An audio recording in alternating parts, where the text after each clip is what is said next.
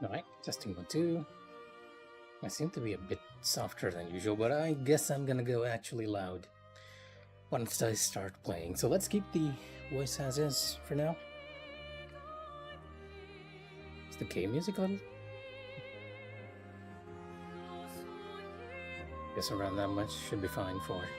I always have trouble with that stuff. Anyway, welcome to the stream.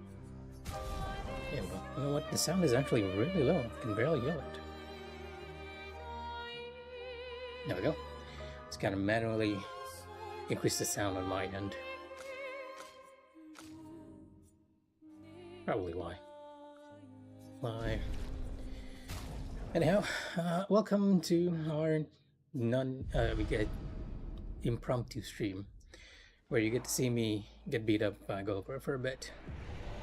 I've been trying to clear her in Act 1 for quite a while now. Unfortunately, the problem is that none of my characters were very strong on the previous runs, except for Sciel, who was slowly built up to fight Golgra. I got to P2, and I realized there was a P2. And that was when I actually shifted to Sciel. But it took me, on Sciel, at least 1.5 hours to get to P2, so I shifted to Sciel and improved her to get there in like 30 minutes. Now, however, I took a second save file and got a load of stuff I missed. And this time we're going on with all the solo pictures unlike my original save file, so yeah. Just gonna practice here until we hopefully get it. Still need to learn her patterns in P2, but I feel like I have P1 more or less on lockdown, unless I get really lazy sometimes. Or careless. Take your pick. Try me.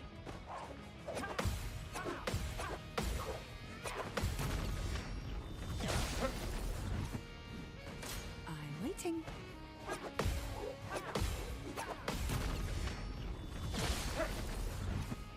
Let's gamble.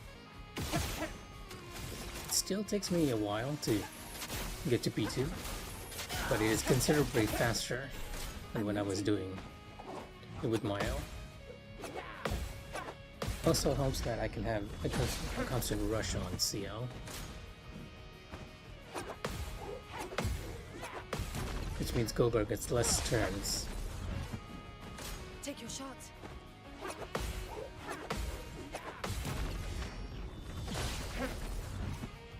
Time to strike. Your fate is sealed. And as you can see, even with the damage limit, Sciel can actually do a ton of damage. Even with the 999 locked limit.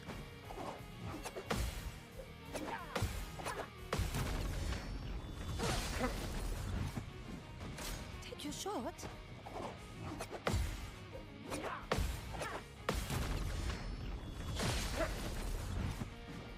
I'm waiting.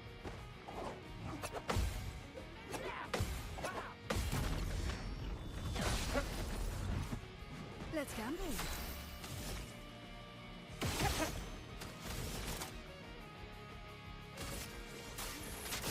We'll be using Spectral Sweep to get to 20 stacks, and afterwards we're not gonna rely on it.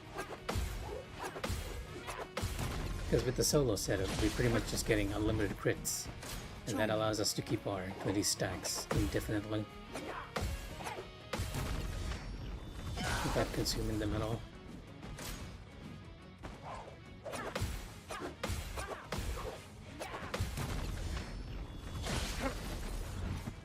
Let's gamble.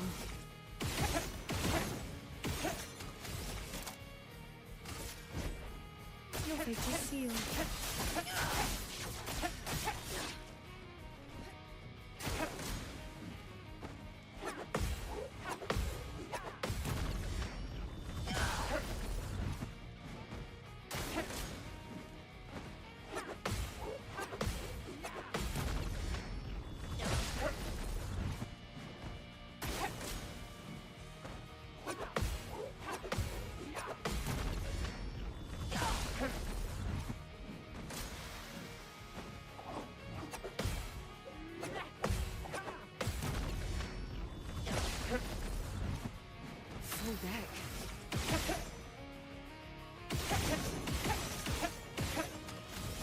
Yeah, we're pretty much gonna go into a loop of Rush and Sealed Fate over and over again to maximize our damage and shooting in between.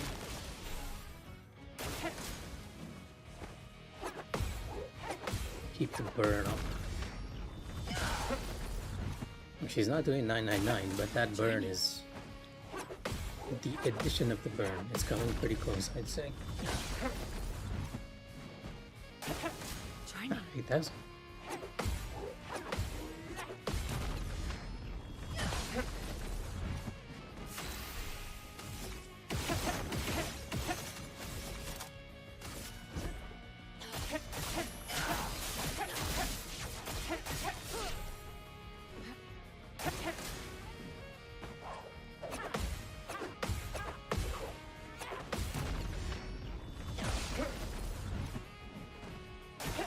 I'm waiting.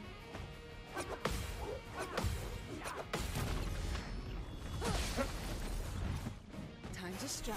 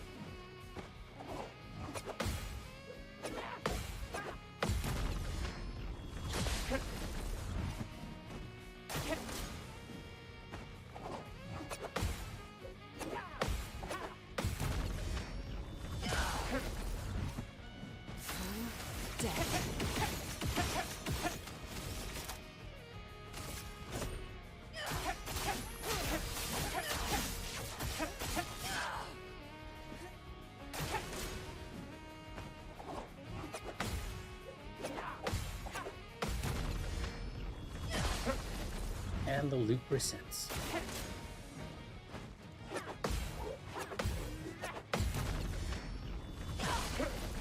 I got kind of lucky with the burns at the start, because usually you don't get 5 stack, it's like 2 or 3 at best.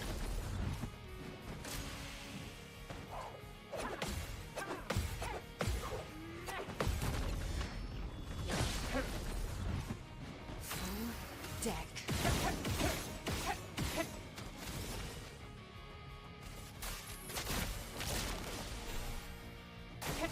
Try me.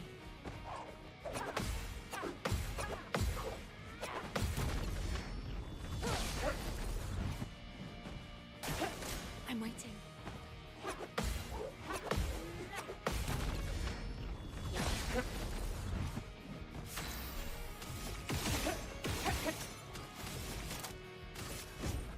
Your fate is sealed.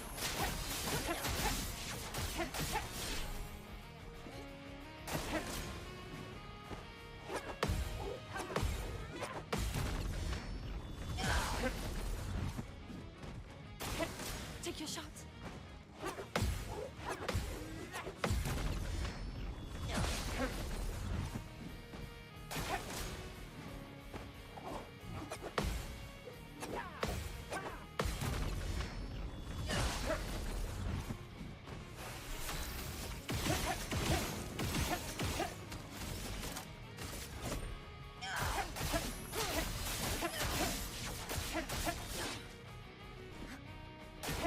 Not today.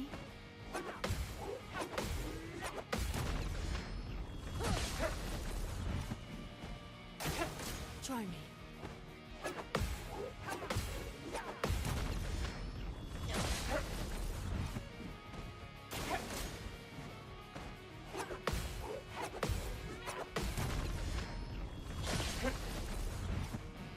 Okay. Excuse me for a second. Just checking up on my messages.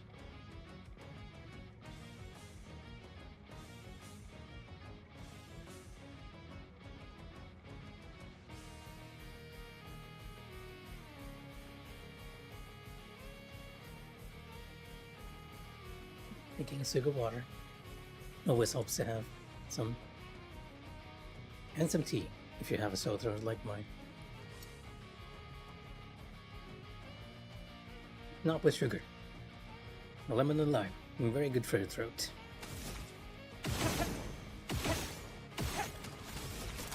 Yeah, that's about the flame stacks that I expect. 2 or 3 is pretty common. Getting 5, I think the highest I've seen is 7, but getting 5 is also quite rare.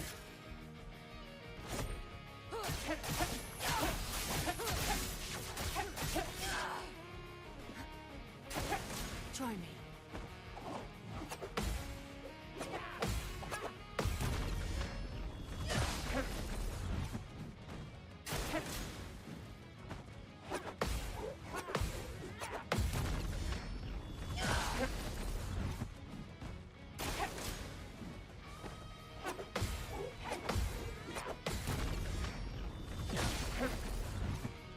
Let's gamble.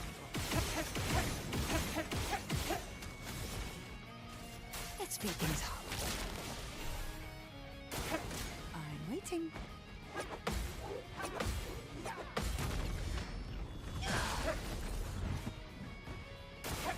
Take your shot.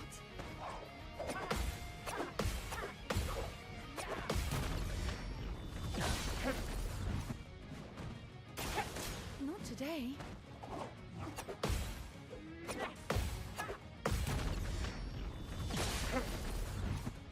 Let's pay.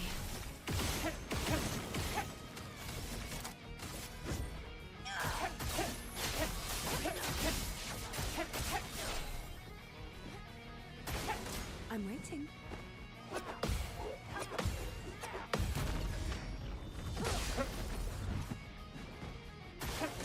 Not today.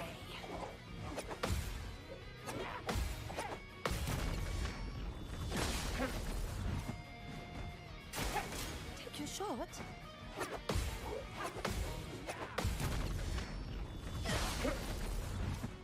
Deal me in.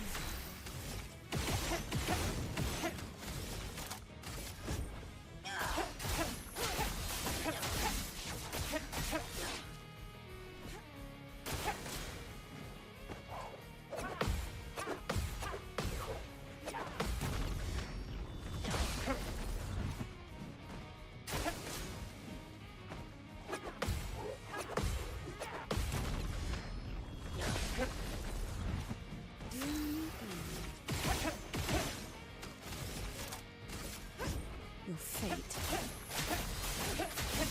is sealed. Take your shot.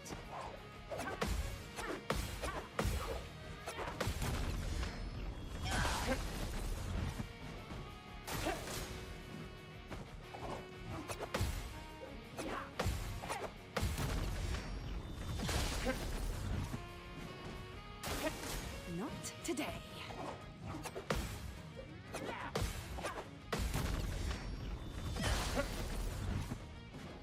I'm waiting.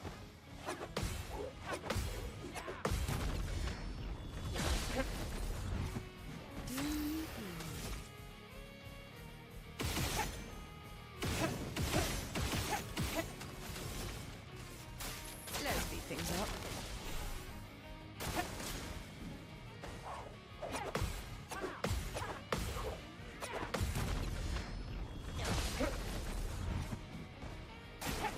Take your shot.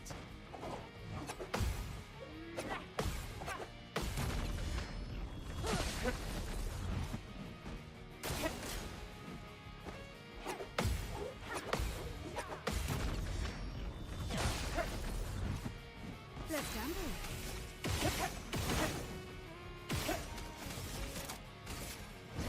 Your fate is sealed. I'm waiting.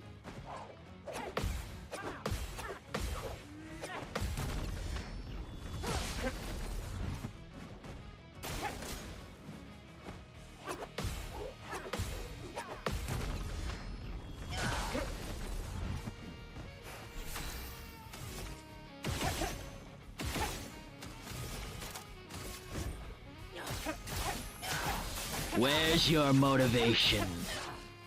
Unfortunately, I kind of saw that coming. Not today. I mean, my motivation is there. That's why I'm still continuing the fight. Oh, I never gave up. I was just doing it off stream. And as you can see, it has actually paid off considerably.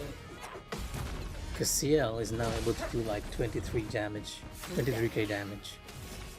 As you will see in a moment.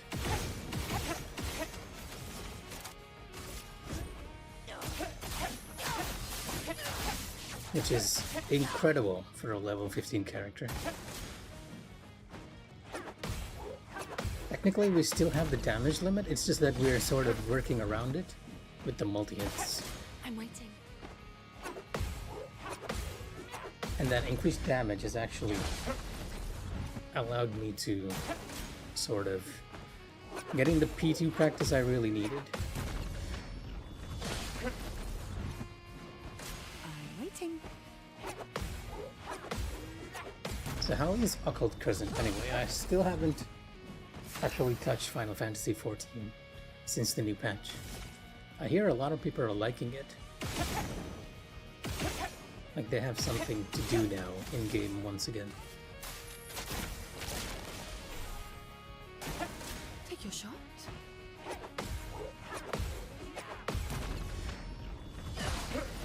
Oh yeah, I forgot that you actually have classes in there too.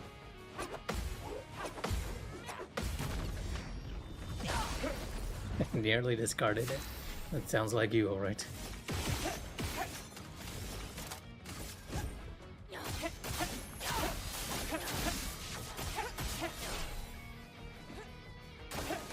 Not today.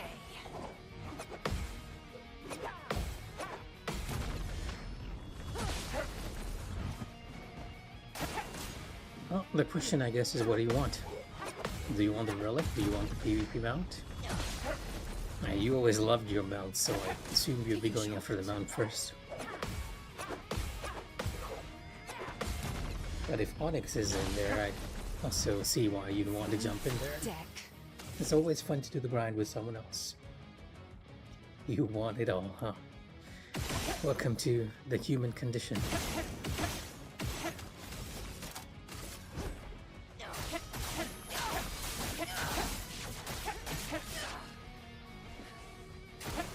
Take your shot.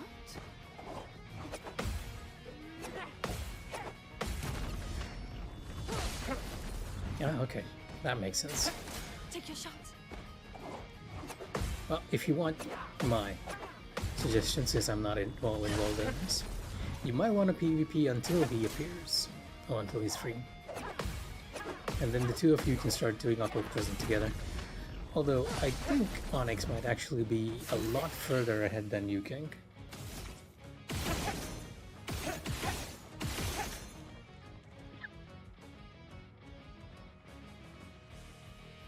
Like, I've seen him on Final Fantasy all throughout yesterday, on patch day. You are? That is surprising.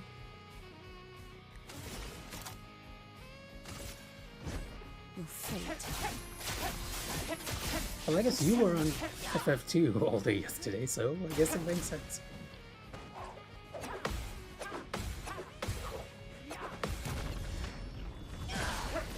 Okay, now that was what I meant. That I meant to level.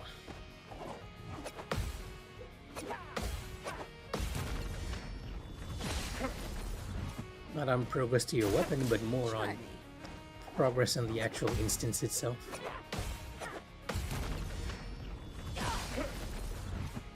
Here we go.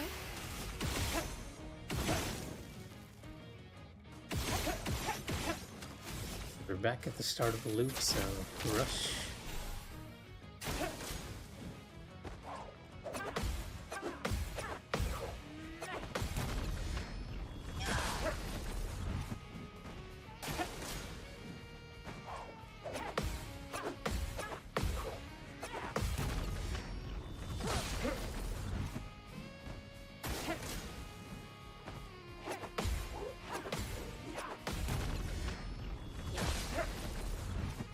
Let's play.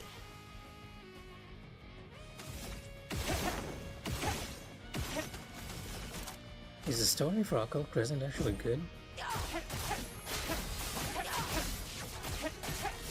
I'd imagine it would be, since a lot of people are liking it. I'm waiting.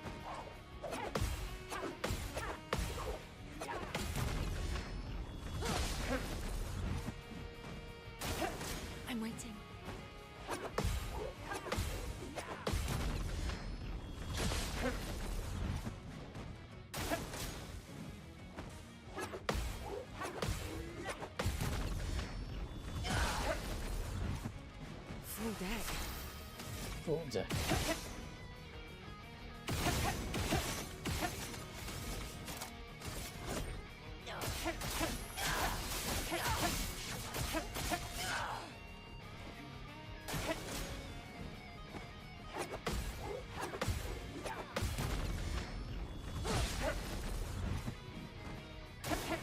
Not today.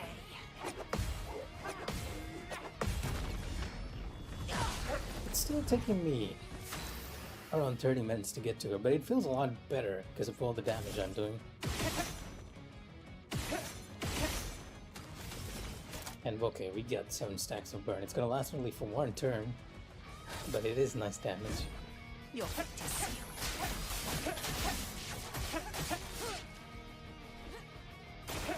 Take your shot.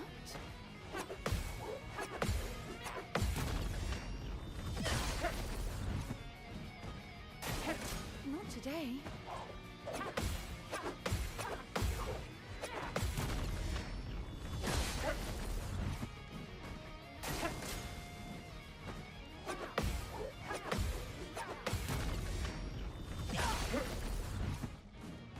Try me.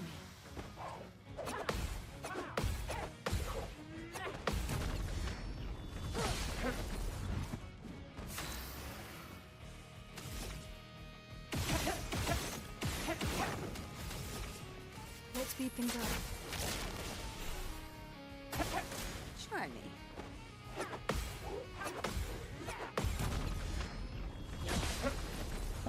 So I realized actually I had the chat off. Let me fix that next turn. Ah, speak of the devil, huh? I'm waiting.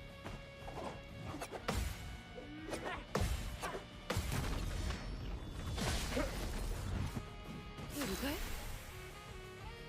Now, go have fun, you two.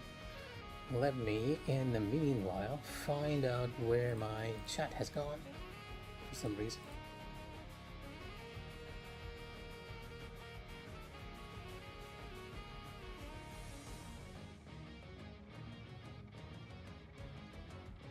Yeah, there we are.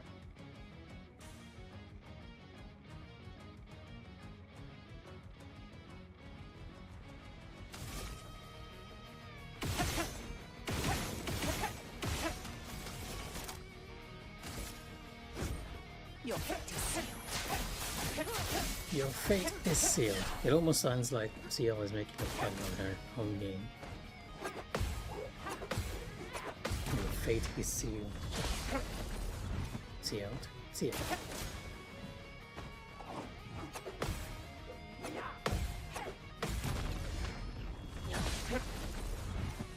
Ready.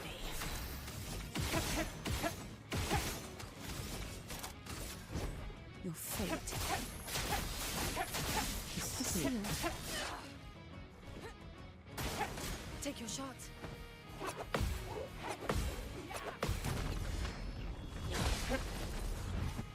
But yeah, almost the same amount of time. It just feels a lot faster because we're doing a lot more damage.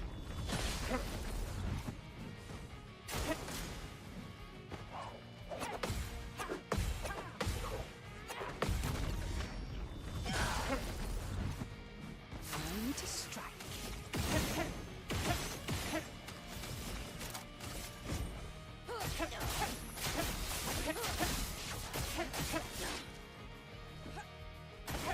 Try me.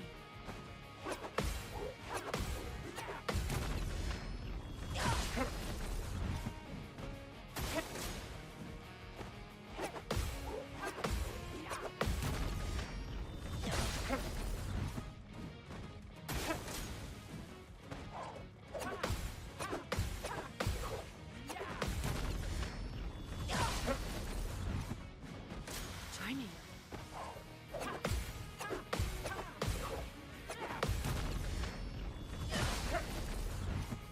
Full deck.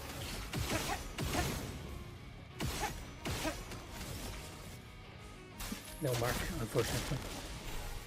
Well, we can do with 1 burn, right?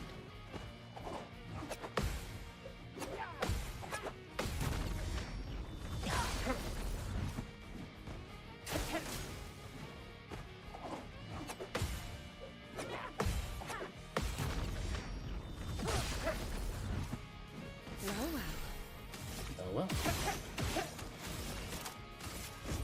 Your fate is sealed.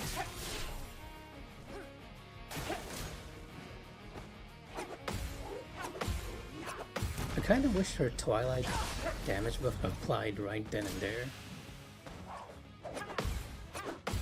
Because we'd be doing some decent counterattack damage then. But Twilight buff doesn't actually pop until Sciel's next turn. Let's play.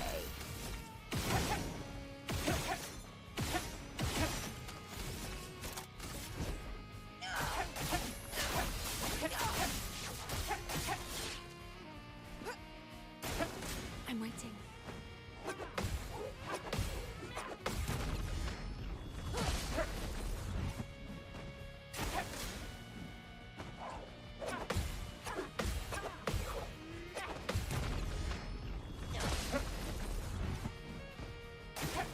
Try me.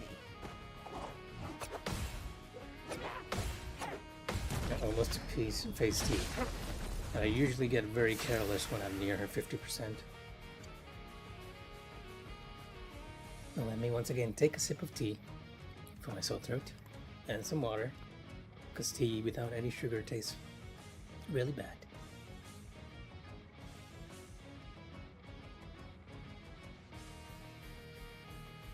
And then let's keep going, making sure I keep my focus until we reach 50%. Your fate is sealed.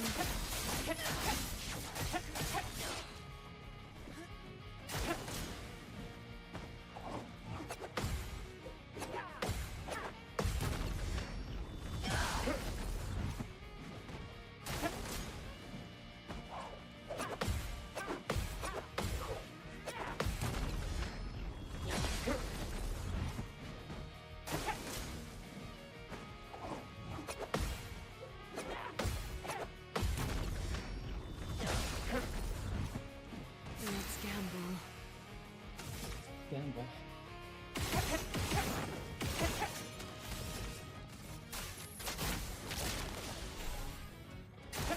Try me.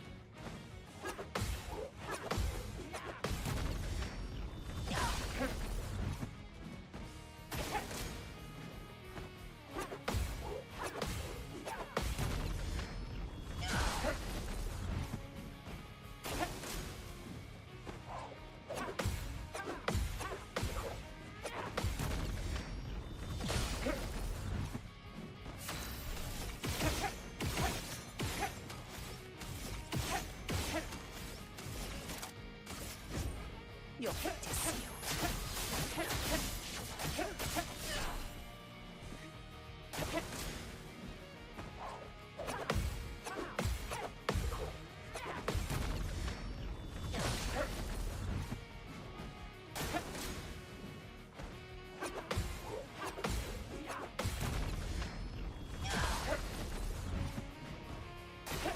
Not today.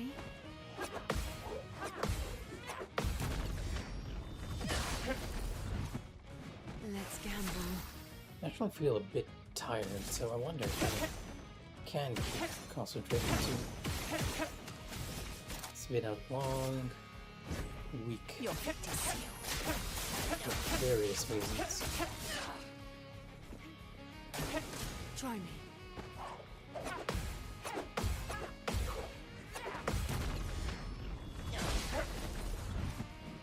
Almost there.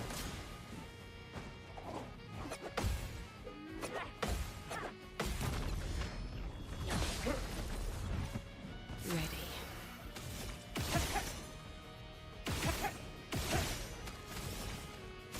Okay, so one thing I need to remind myself of that is that her normal combo becomes crazy combo. Her fast combo becomes long combo. Is it? No. Her impressive combo becomes her fast combo. And her swift combo. Wait, I'm actually blanking out the name of the second one. Impressive combo becomes the long one, right? Her swift combo becomes the fast one, and her normal one becomes the crazy combo. So I gotta remember that, because sometimes I blank on what she's trying to do and don't quite get the timing right. Also remind myself to actually delay the parries a bit here, because yeah, everything in her phase 2 is really delayed.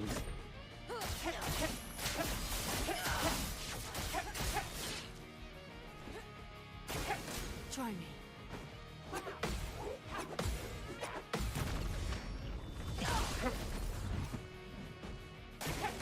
Not today. Her normal combo is actually called fast. I've been referring it to as normal all this time. Shot. She does that so many times. Not today. And this becomes the long combo.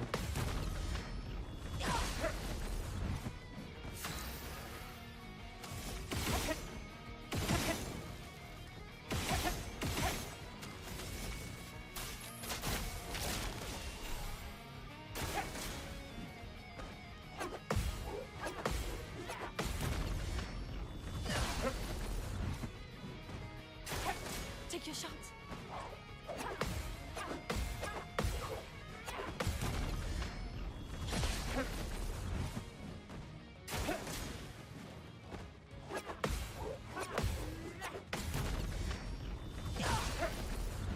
Yeah, that ought to push her, or at least during this turn, it ought to push her to phase 2. So we gotta be a bit careful here. Fate. Sciel. There we go. Trying to focus. Take your shots.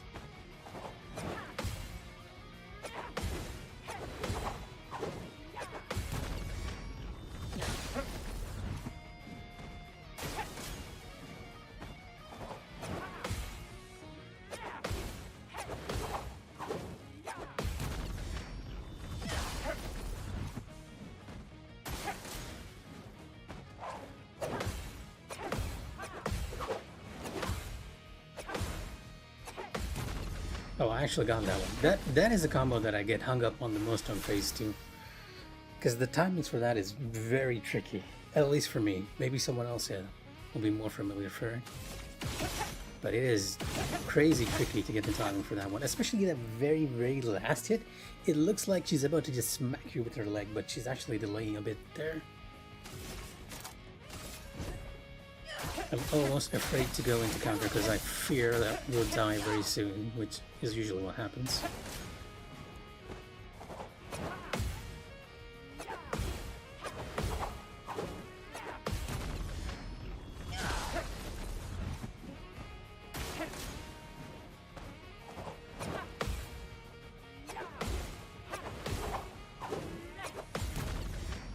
Like, even that last hit is so delayed.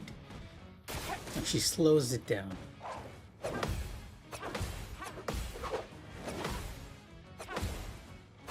Okay, yeah, see, that's how I get baited. It's always that last hit which baits me. I have to really mentally prepare myself for the long combo, because that is the one combo that always gets me. On the bright side, at least it's given me some time to actually chill for a bit. What do you mean you got baited? Or do you mean I got baited? If that's the case, then yeah, I did actually get baited right there. I still think there's a part of me that can't quite process that her long combo is her impressive combo. So when I see that she's about to do a long combo, I get, like, there's a momentary hesitation where I'm like, what is she trying to do? Oh yeah. Bye bye, Chef Do. Before I start, just making sure everyone's aware of all my abilities here. I've actually, on this run, I've actually managed to get Sciel's weapon to like level 11. There's no benefit in doing this, because this weapon has no perks or passives at all, but that increased damage really helps. As for Pictos, we have this basically. and I expect her completely into agility. Right. Time for round 2. No, not Mayo. Sciel. Gotta remind myself of the long combo.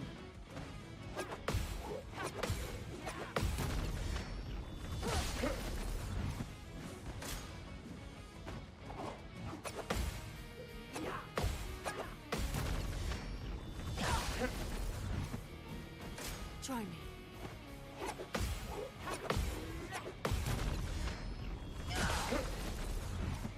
Full deck.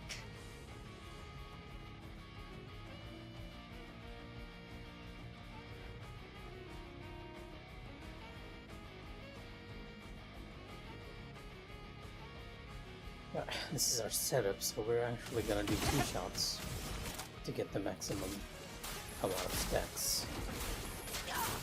Oh, well, not exactly, but close enough.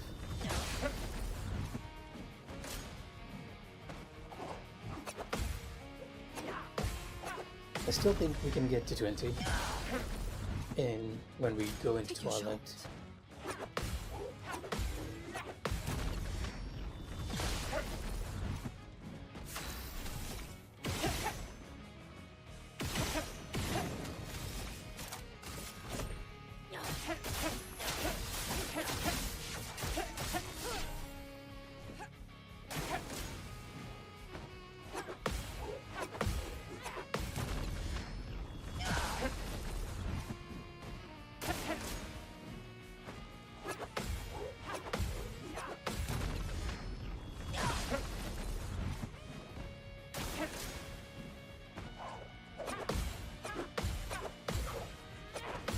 I understand that the impressive combo is called the long combo because it gets Not today. 2 additional hits. But the name change from impressive to long, it's just still taking me a while to Let's process. gamble. Let's gamble. And now, with a little luck, we'll actually get to 20 stacks without missing a beat. There we go.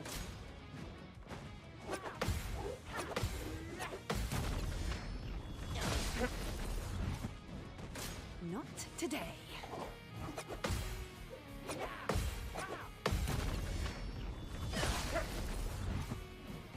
I'm waiting.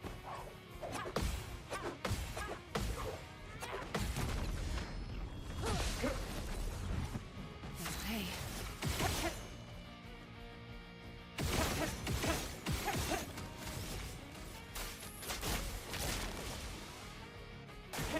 I'm waiting.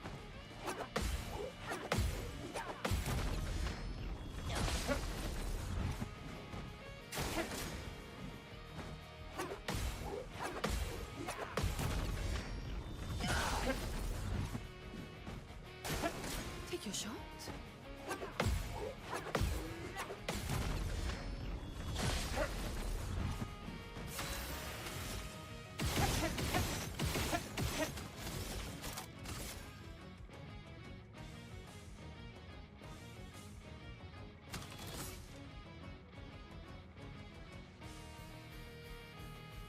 Huh, did I actually... Oh no, I actually used Rush during my Twilight. Okay, Let's speed things up.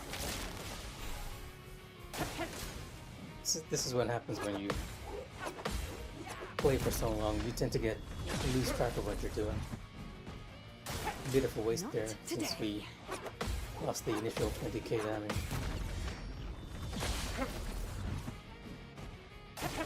I'm waiting.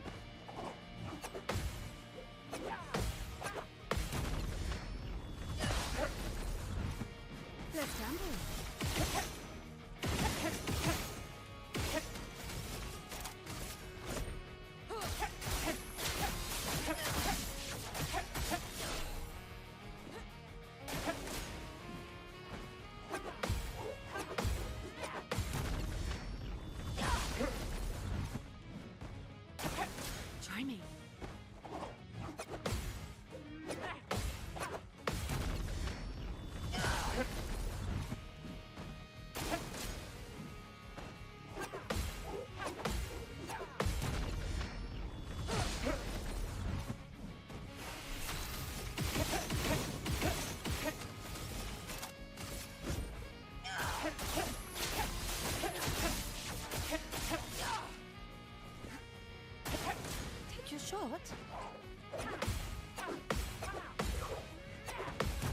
actually feeling really impatient to get to phase 2, just so that we can have a chance to learn her patterns.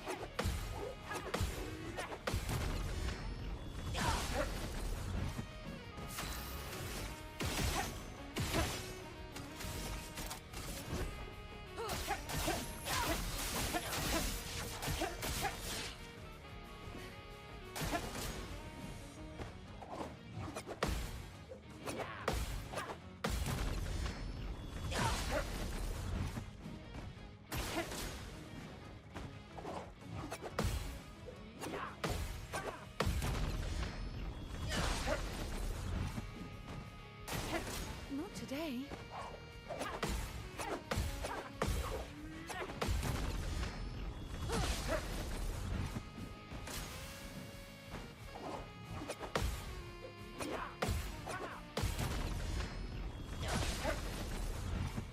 Time to strike.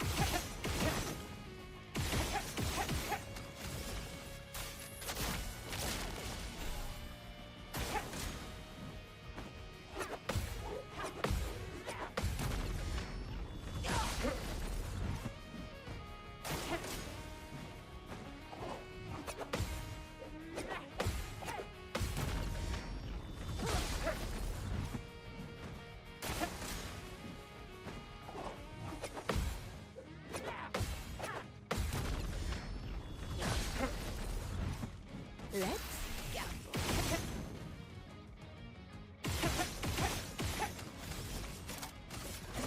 Your fate is sealed. Take your shot.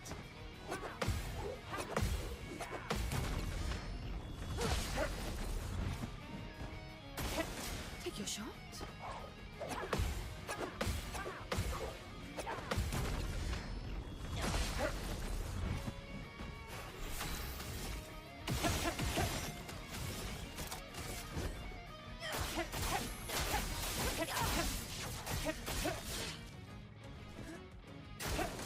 Try me.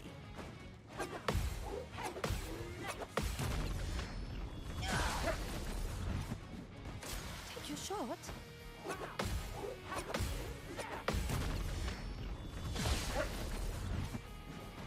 Try me.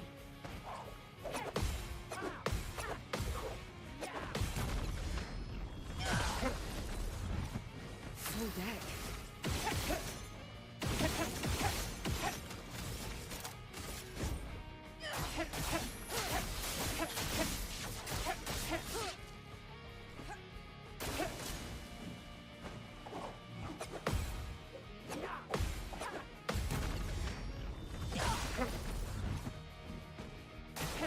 Take your shot.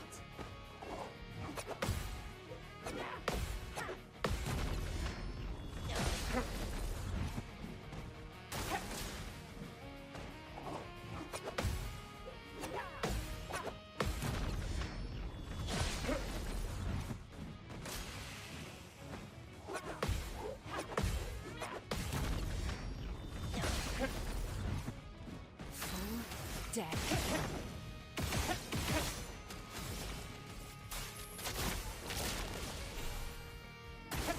I'm waiting.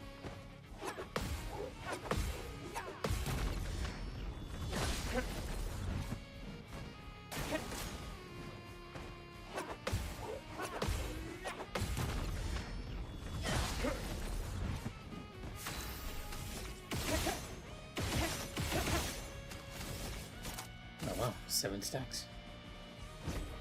Your fate is sealed. Don't mind if I do. Even if it's only for one turn.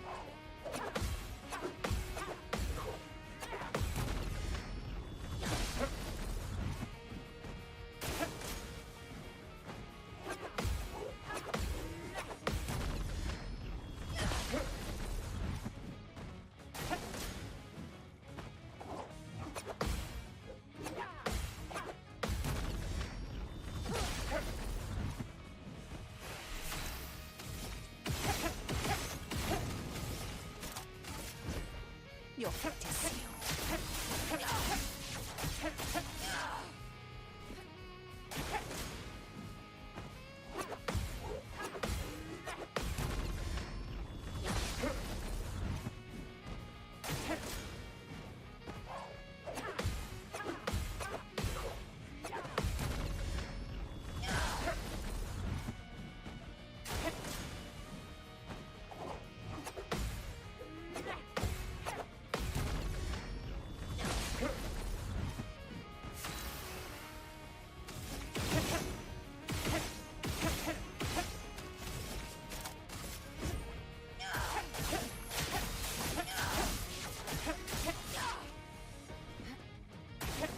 Take your shot.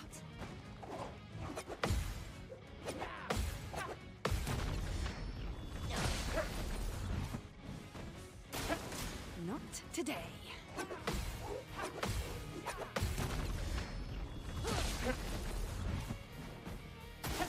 Take your shot.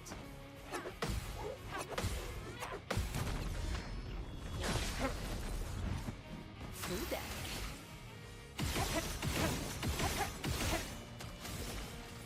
Let's speed things up.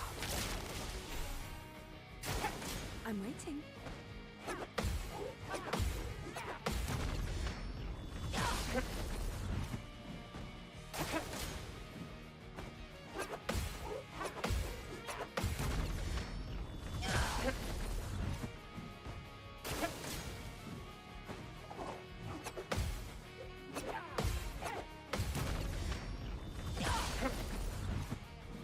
Full deck.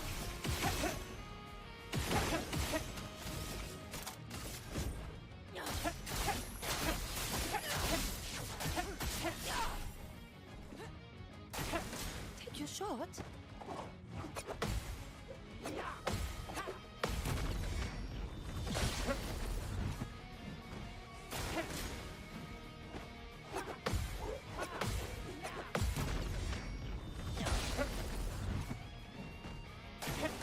Try me.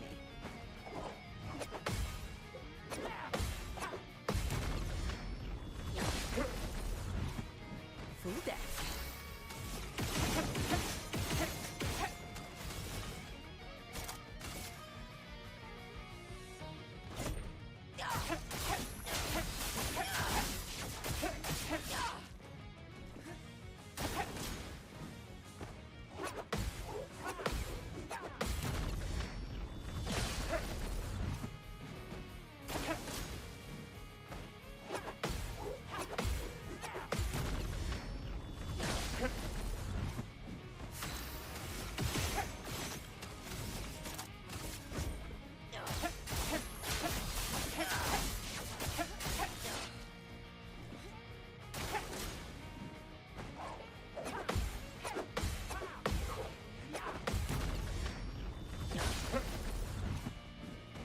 Try me.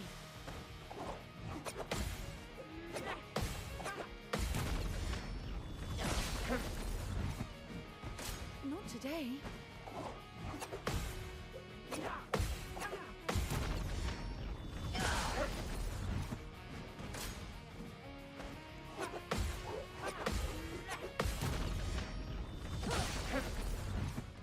Full deck.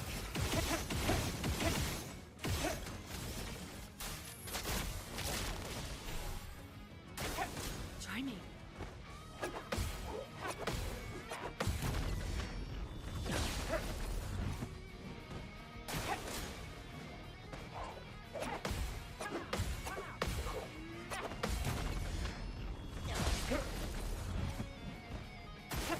Take your shot.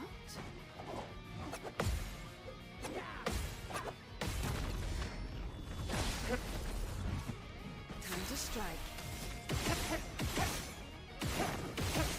It's a bit of a shame we don't have a sun move that hits pretty hard. I might actually try just a damaging move instead of rush, just to see how it works out, because I feel like they might be losing out on damage, and I'm actually getting only like one turn additional due to rush. Might not be too worth it if that's the case. Your practice. Like if her median damage ability is actually pretty decent, it might be better to just get a medium attack.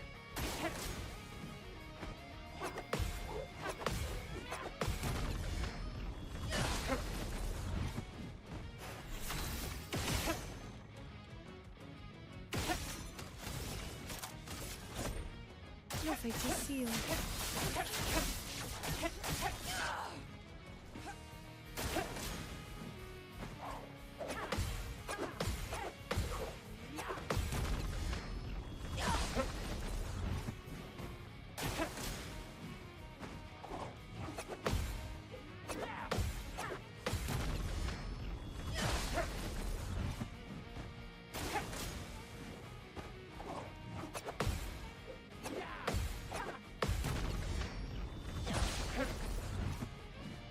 strike. Let me check in on everything. Just make sure everything's running fine.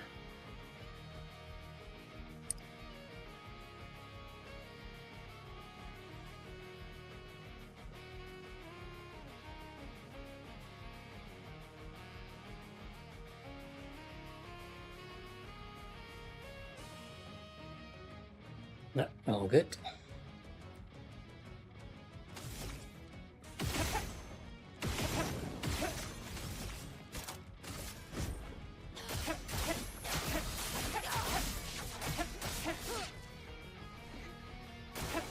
Not today.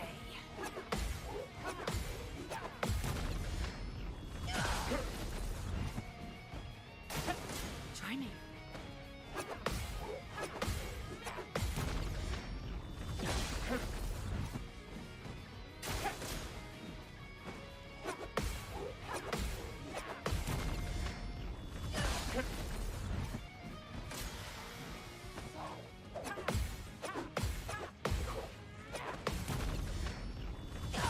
We have a few options when it comes to her sun seals. Deck. One is, of course, Focus Foretell and Rush. Focus Foretell only requires 2, and it does medium. Spectral Sweep also does medium, but it does 2 to 6 hits. I'm wondering if it's worth actually shooting and trying to burn Golgra versus using Spectral Sweep for only 2 hits. We're gonna try with Focus Foretell for now, but just shooting. If I get a marker, I'll get 2 additional AP, which I can still expend on. Yeah, there we go. And she has 6 stacks, which actually makes it pretty worth it, I think. Here's your card. Although the actual damage from... Oh, and I lost my focus thinking about all that. The actual damage from Focus Foretell is not too good. So maybe I should just stick to Rush, or go for the other one. I should check how much Spectral Sweep is doing at the start here. And that was a mistake on my part. I should have gotten to phase 2 at least, to get some practice, instead of experimenting. But I guess it's through experimenting I actually learned to make Sciel this crazy strong too, so it worked out somehow.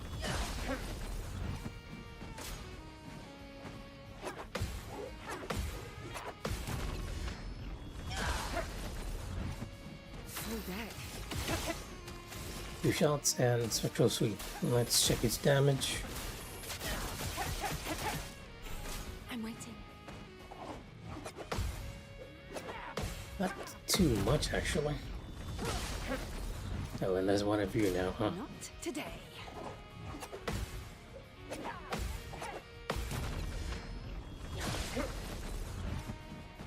Try me.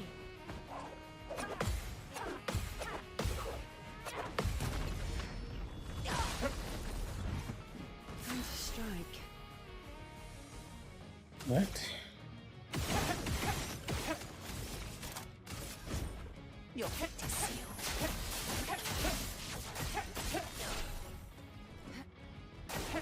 I'm waiting. I think it might actually be better to go with Focus Foretell and just try to burn her. Like all those stacks you get, if we get the stacks, I think outweigh the damage we get from Spectral Sweep. Because at 6 and 7 stacks, it's around 3k damage. Or is it roughly the same? Full deck.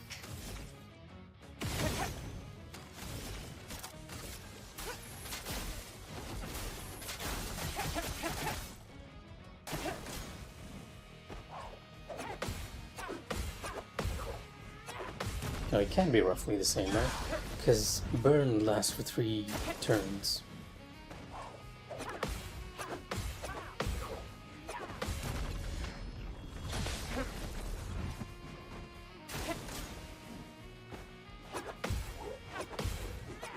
Well, I guess we can check now, after we get our last turn here.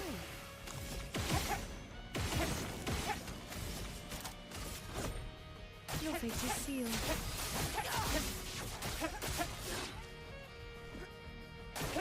Try me.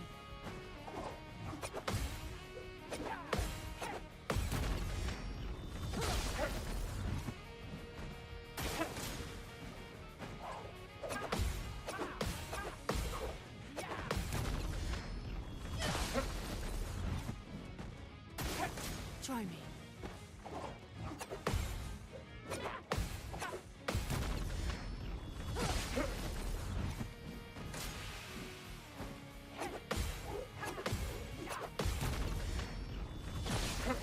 Alright, time to try with focus football.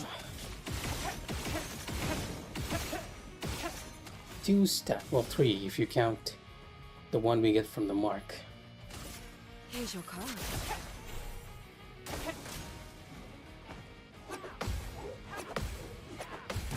But the idea is that if we actually get a high stack of burns, it might actually be worth it, Shot.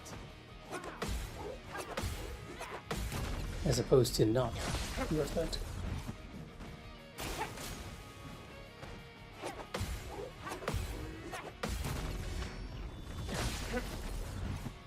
Full deck. Although conversely, this means that she gets more for 4 turns, which is not as ideal.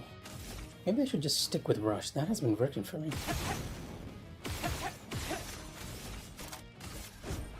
Your fate is sealed.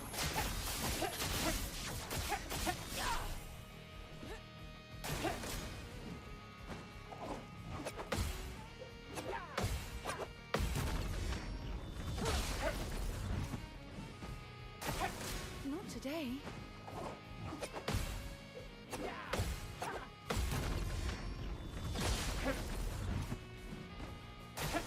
Take your shot.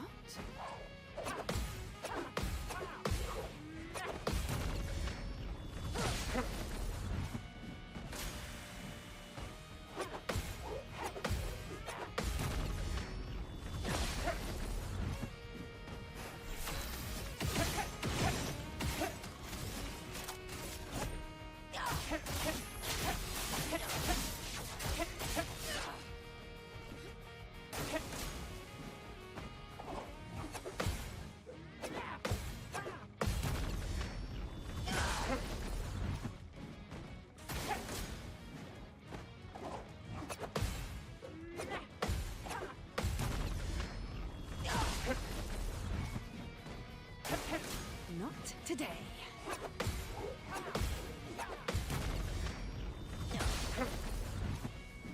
Ready.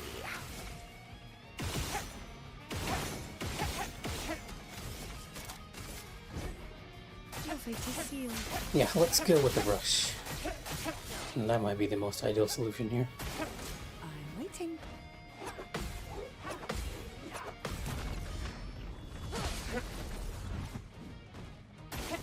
I'm waiting.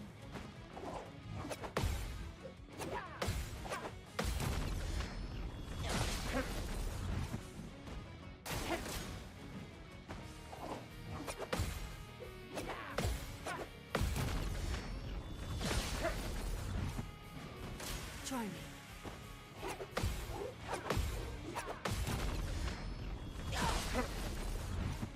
Doing in. Okay.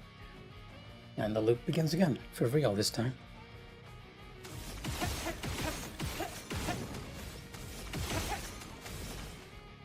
Let's speed things up.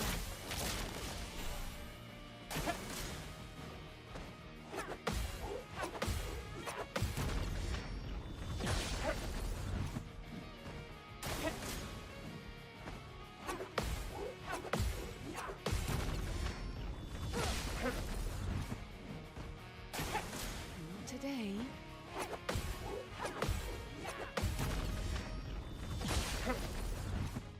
Time to strike.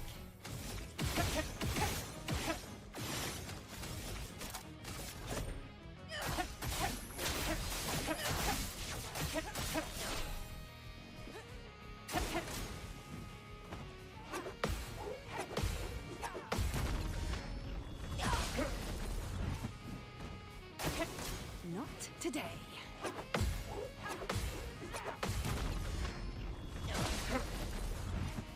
Ready.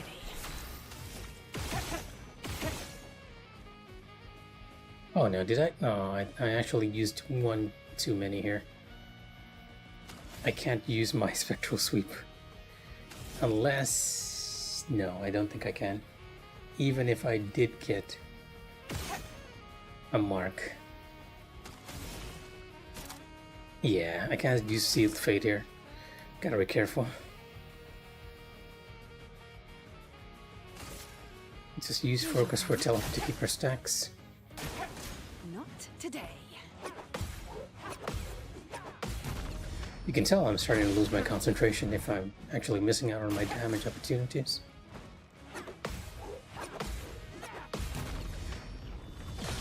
Hey, why does she have 24 stacks?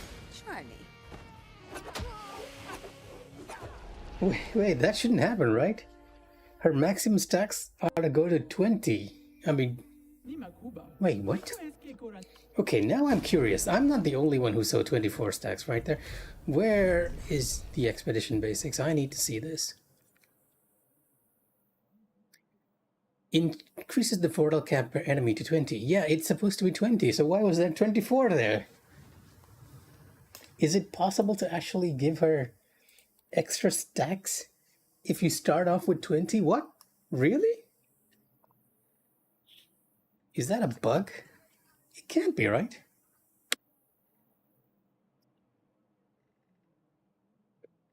No, I need to try this. I need to really see what happens to that extra cap.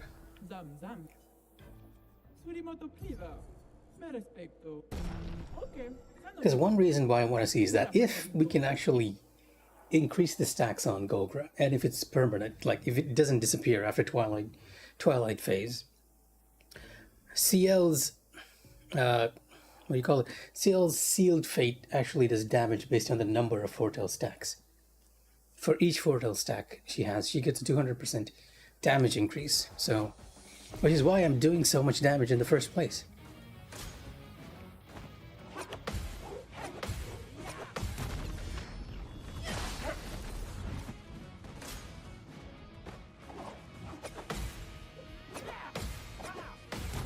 Now, one thing I can tell you is that it doesn't seem to increase based on...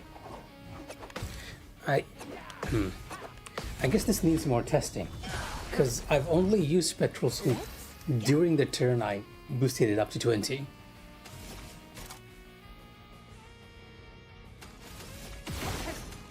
But if you can actually increase the stacks considerably, then that makes such a huge difference.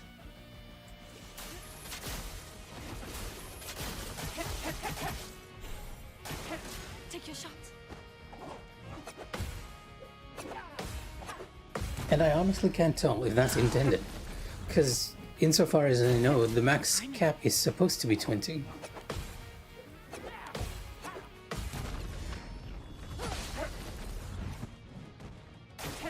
Try me.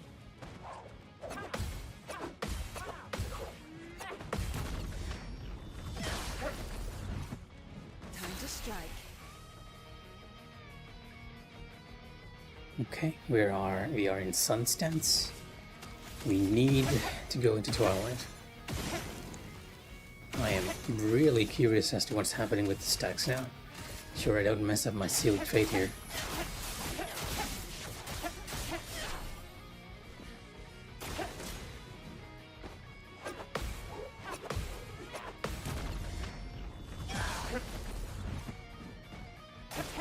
I'm waiting.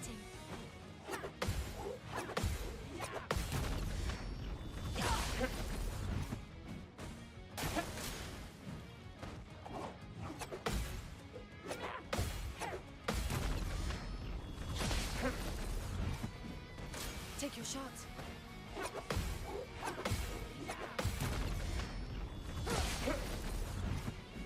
Full deck. Yeah, we're in Twilight. On this turn, I know at least that Spectral Sweep will actually give her 20 stacks. It won't go above 20. But maybe, if we start Twilight in 20, it can go above.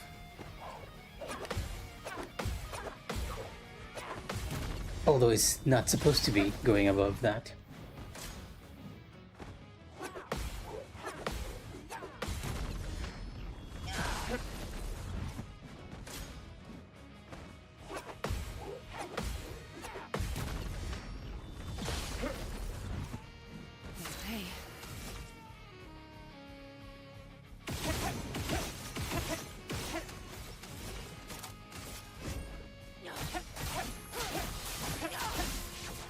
guess we'll know on the second turn. Just gotta survive until then. Don't lose my focus for a bit. Because now I'm actually quite curious to see what happens. We did it with Focus Foretell. I'm wondering if we can do it with Spectral Sweep as well, and just boost up the stacks to 30.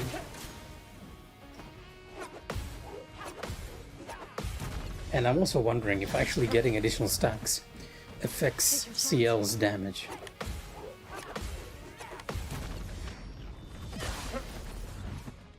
Full deck.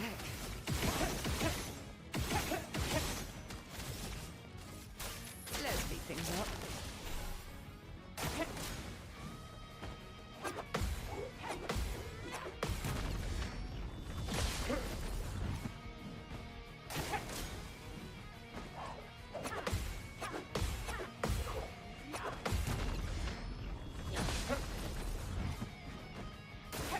Take your shot.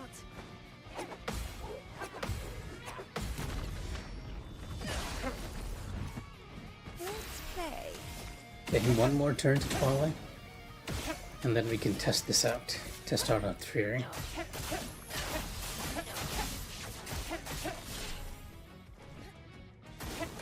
Not today.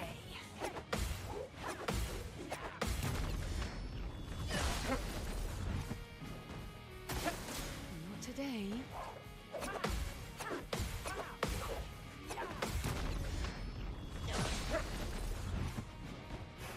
And now we are in Twilight. Let me do this one with Spectral Sweep.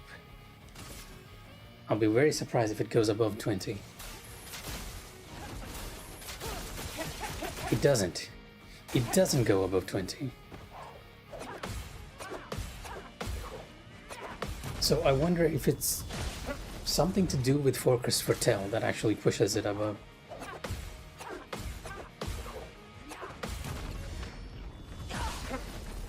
I'm not going to use Focus on this turn, but we're going to use our next Twilight window to see what happens. Full deck.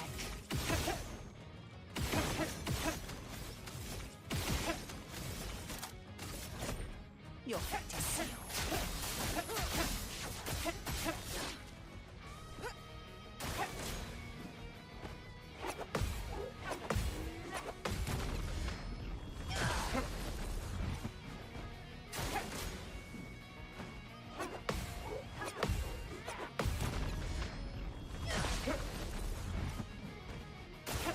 I'm waiting.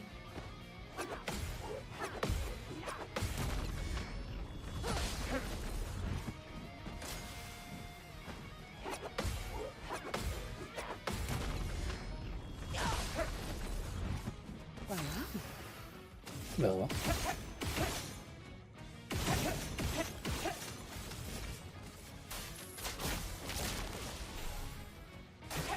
Take your shot.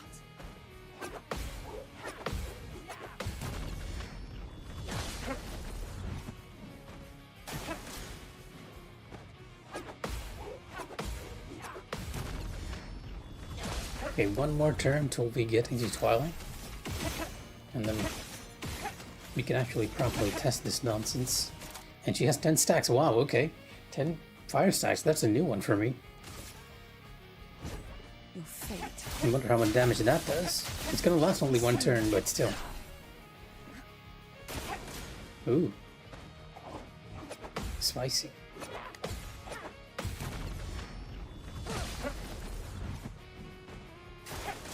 Not today.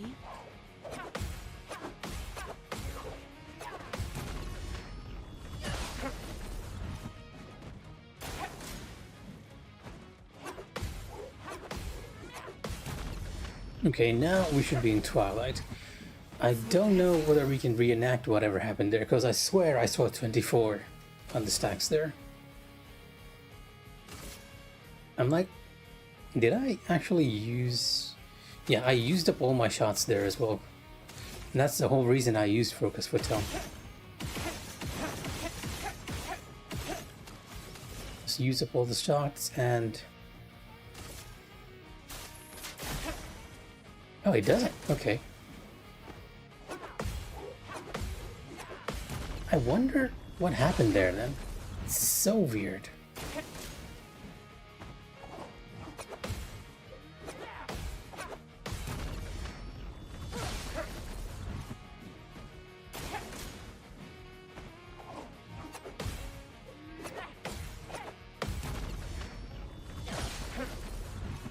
You know what? I actually need to go back to stream and check this. Did I imagine there being 24 stacks or what? Just give me a second, guys, while I go check this out.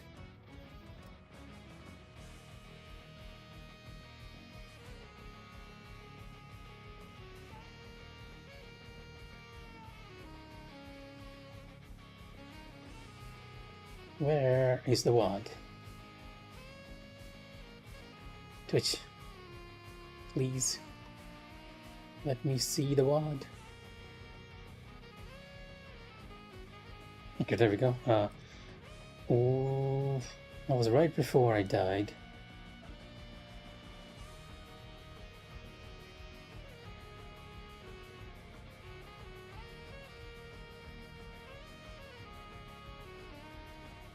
This is too soon. Okay, this is about where I died.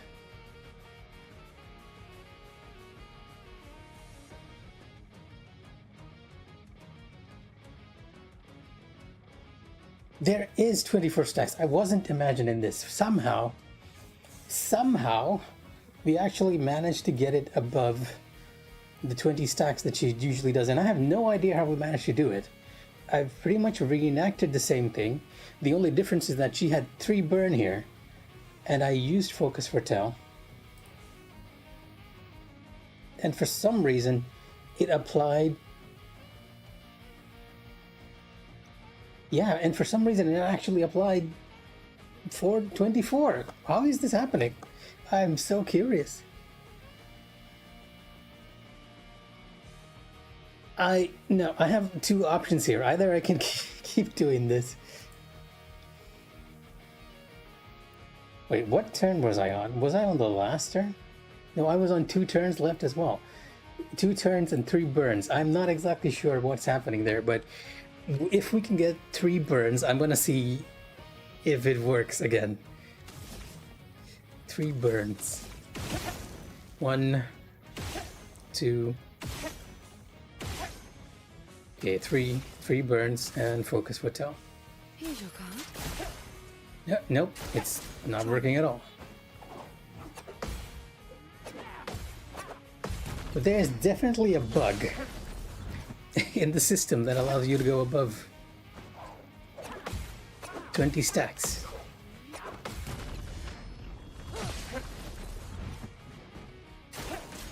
Today. On Sciel, which is amazing. If we can actually reenact it, it might be possible to choose Golgra, which is not my intention, but I'm really curious as if we can break it.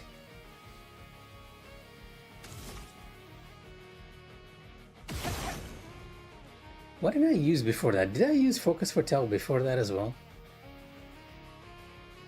No, I was using Rush, right? Yeah, I was using Rush. I am so confused now.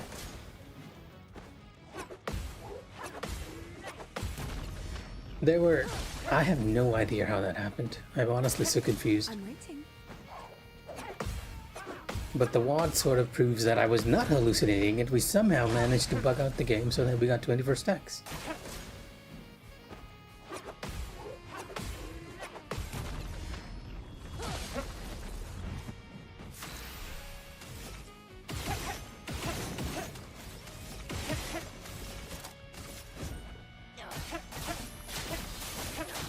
I mean, Sciel's already doing really good damage at a level 15.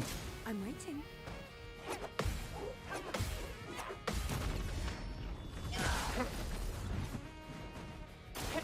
Take your shot.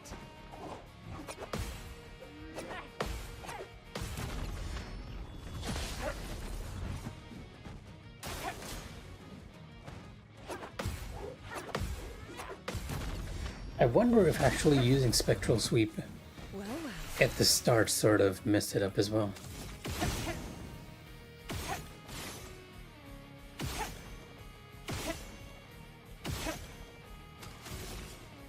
Here's your card. Nope. Whatever we did, we can't seem to reenact it. Not today. Which is a shame. Here we go. Because if we could have reenacted it, it was... Curiosity is getting the better of me. I know I should be doing max damage with Sealed Fate here, but at the same time, I want to test it, if it's possible. If I do not get a burn within 2 shots... Oh, I got a burn within 2 shots, unfortunate. And I'm gonna get a second burn here, and a 6th burn here.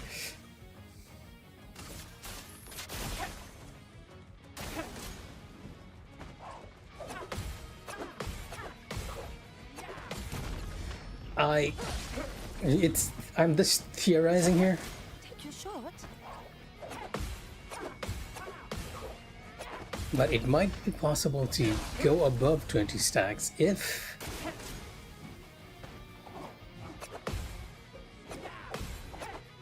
you use Focus Fatale with 3 burns and only 2 AP.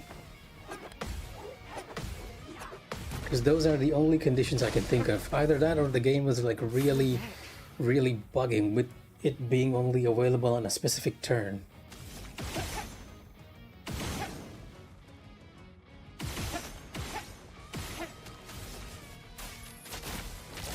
Now, it's actually going to slow down our fight because Sealed Fate during Twilight is like 23k damage, which is a lot at this level. And the whole reason why I'm still continuing the challenge. But whatever I did, I can't seem to reenact it. I'm waiting. Honestly, if I didn't have the wad, I'd be completely wondering if I was actually completely mental too, like I was imagining getting 24 stacks, but no, it's there, it's on the wad.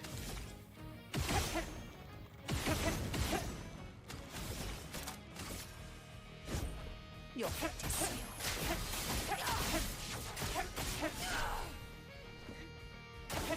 I'm waiting.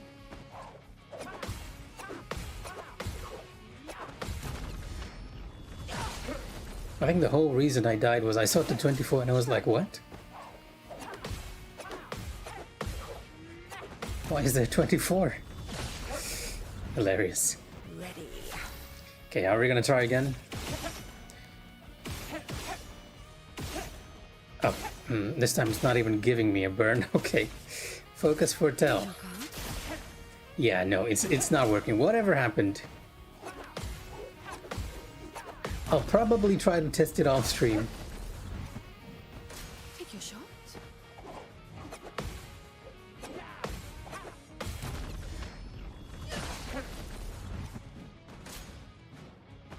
I take a proper look at the wad, see the steps and the turns I got to before deciding what we can do. So for now, we're actually going to go the damage route because we're still trying to practice phase 2 here.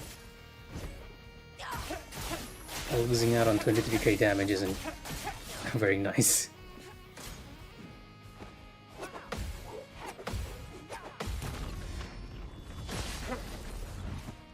I am extremely curious though. And let's wait till I get to my turn to explain to everyone.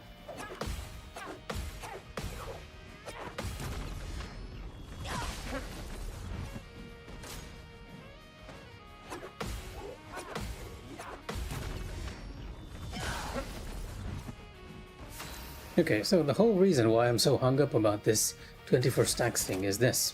Sealed Fate, the very bottom skill there. It consumes Foretell to deal 200% more damage, right? And I am wondering if actually having more stacks does more damage. Like, if it was above 24, well, I should be doing more damage. I don't think so. Not according to this description. The other thing that we could possibly do is use Phantom Blade, but Phantom Blade is kind of useless in Act 1. Because I still don't have any way to break the damage limit, and apparently, according to you all, I'll get that skill near the middle or the end of Act 2.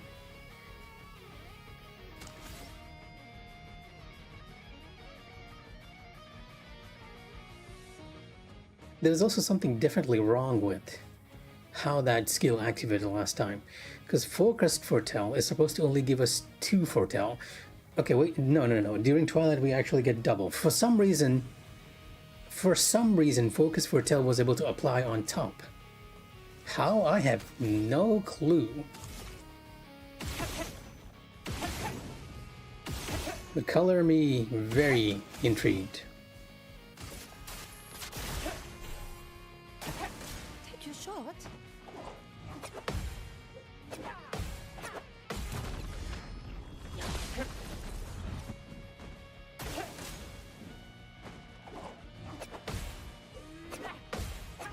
However, I'm gonna actually experiment off stream. I might replace I'm waiting. Rush with Focus Foretell just to test out what's happening, because we need a sun sign to get into Twilight anyways, and Rush isn't necessarily making it easier for me, like doing more damage for me here. Why I've been using Rush is to actually reduce the number of turns until my own, because the more turns I have, the more damage we're doing over time. So yeah, okay, maybe it is actually helping me do that. Why am I actually contradicting myself? What you're hearing is the sound of the cogs turning in Mika's head. Take your shot. This is how I think.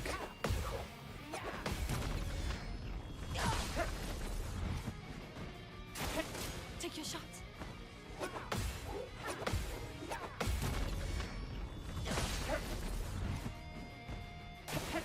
Not today.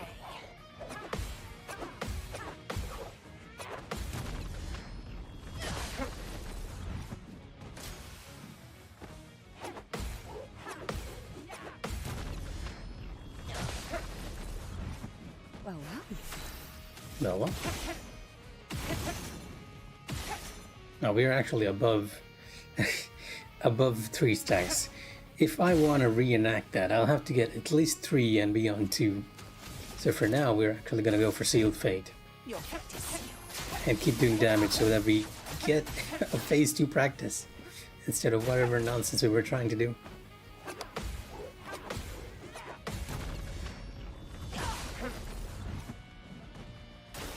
Take your shot.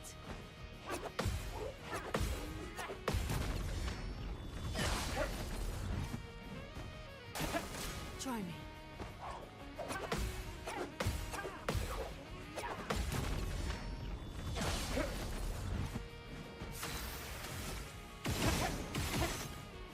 Okay, 2 stacks. Huh. Should I use it? Yeah, I'm already on 3, so if I don't get... Nope, no 3 burns. This might be just a completely fruitless endeavor I'm trying out here. There it is, there's 24 stacks! Okay, so what is happening? Why is it applying 24 stacks sometimes?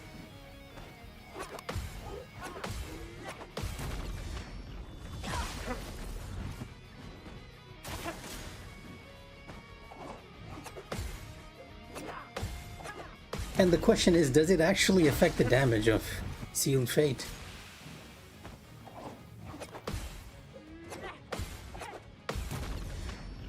Like, insofar as I know, this is not supposed to happen. We're not supposed to be getting 24 stacks here.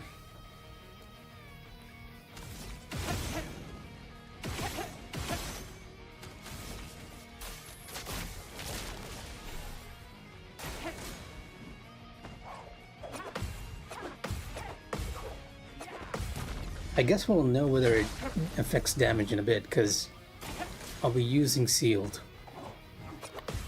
in a few seconds. Here we go.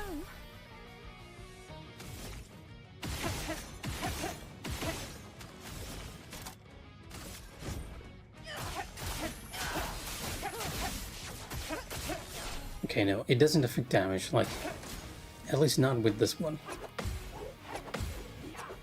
It might affect damage for abilities like Phantom Blade, but that is kind of useless with the damage limit.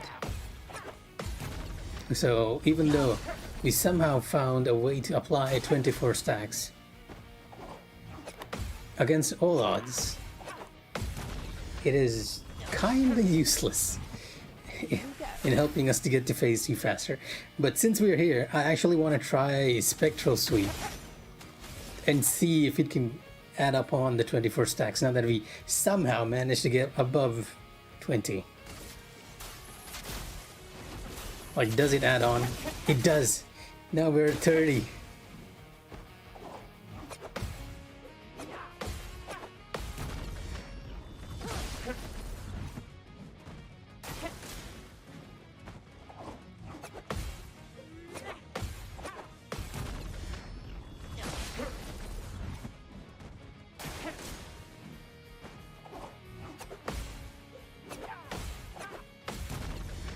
See, King, even if those numbers are up, this doesn't actually improve my damage at all. The thing with those stacks is you expend it on abilities here, like Phantom Blade. Like, Phantom Blade consumes all the Foretell stacks to deal additional damage. But the problem here is I am damage limited in Act 1. So even if I consume all 30 of those stacks, it's still gonna hit for 9,999. It's kind of useless for me. Sealed Fate is not increasing in damage even if we are in 30 stacks, because I think it consumes stacks per hit, which kind of makes sense, I guess. So at 7 stacks, at 7 hits, it will be hitting for consuming 14 of your stacks.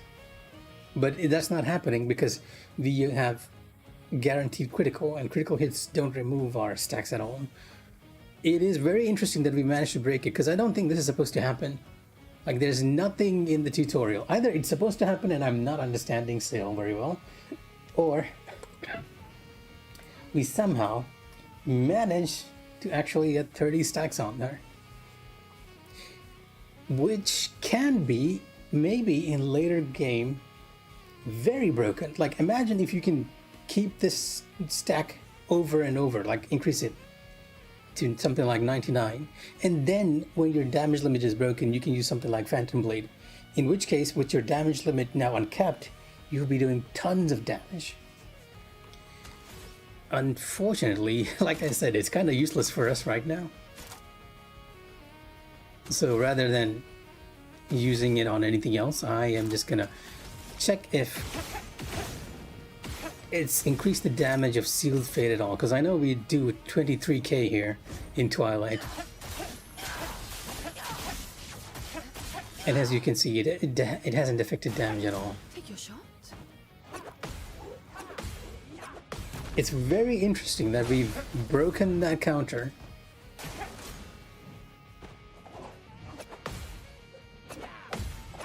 And I'm not entirely sure how we did it.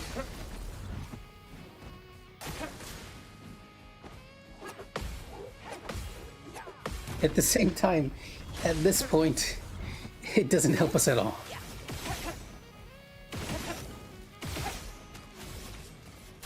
Let's speed things up.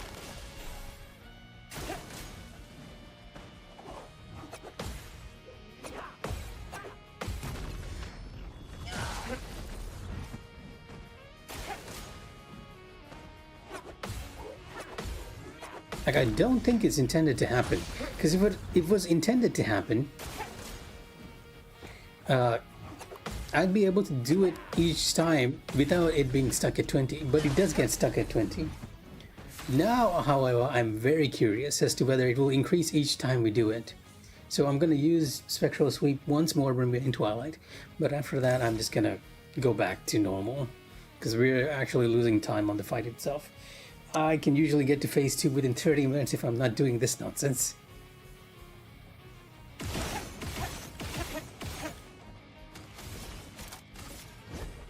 Your practice.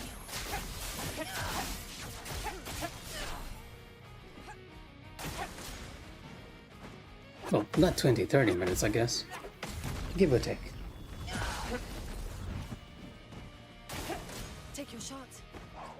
Take your shot.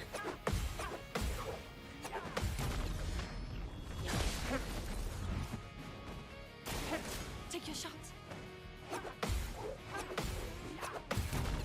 A moment of truth. We're in Twilight once again. And I'm gonna take 2 shots and try Spectral Sweep. I don't think it's gonna increase again. Yeah, see, it's not increasing. It's definitely a bug.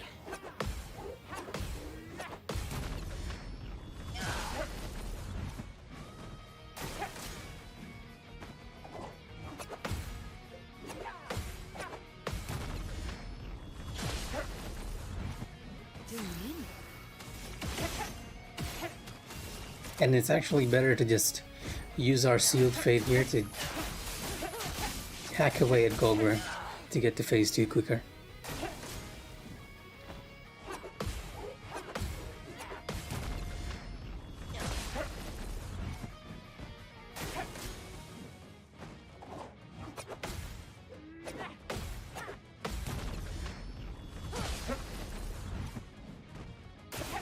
Try me.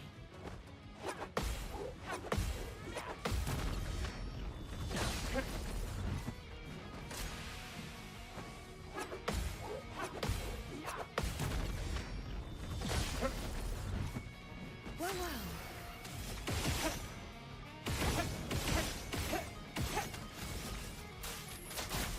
So yeah, I'm gonna spend the rest of the turn I'm waiting. on making sure I don't miss and we get some phase 2 practice. It might be possible to actually get that counter to 40 as well.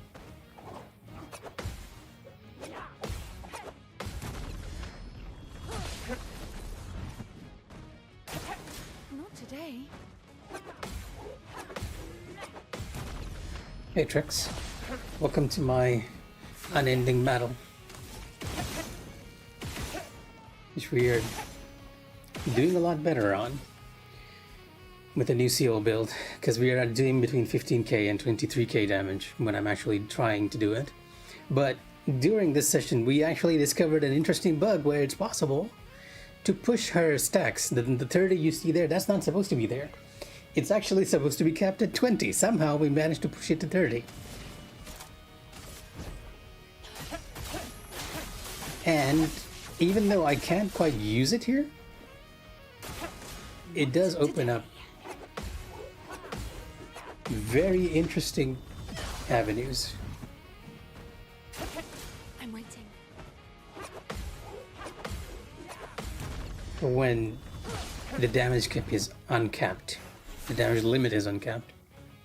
Oh, nothing much. Just, if you mean the build, I've actually done a completely different save. I played from the entire start of the game to the village again. And I took my time exploring the whole place.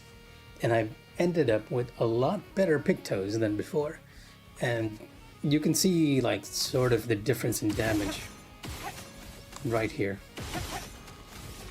And compared to the 8,000 or 3,000 I was doing, I'm doing like 23k when we are in Twilight phase. With Sealed Fate at least. Which is allowing me to get to phase 2 a lot faster. Today. And actually get in some decent, like some really decent practice. Because previously it was taking me like 1.5 hours just to get to phase 2.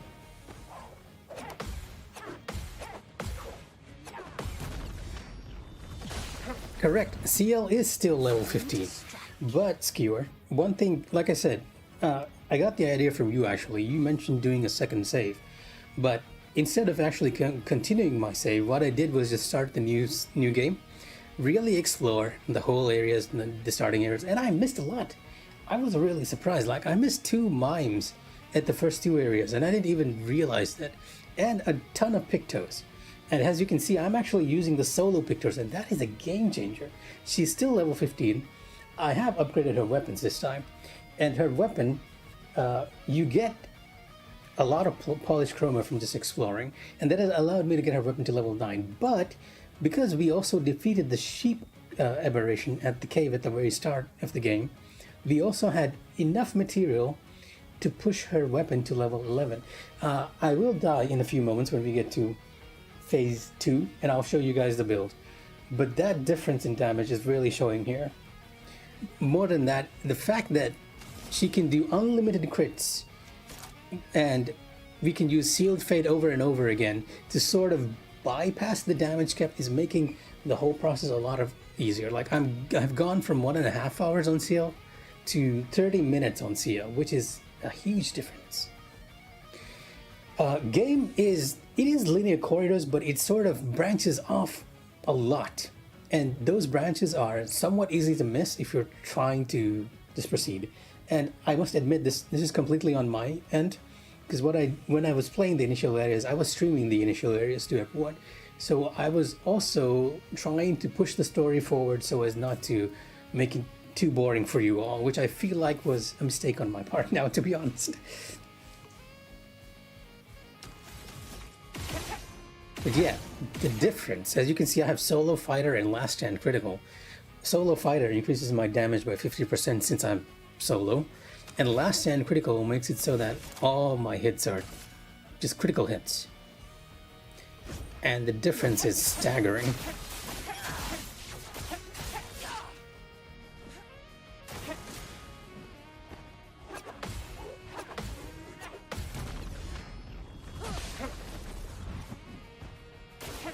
Take your shots. I was hoping we could use that 30 stack bug for something, but Try me. I do not have any ability, any multi-hit ability anyways, which can use those 30 stacks Time to strike. to do a lot of damage. Let's speed things up. Not today.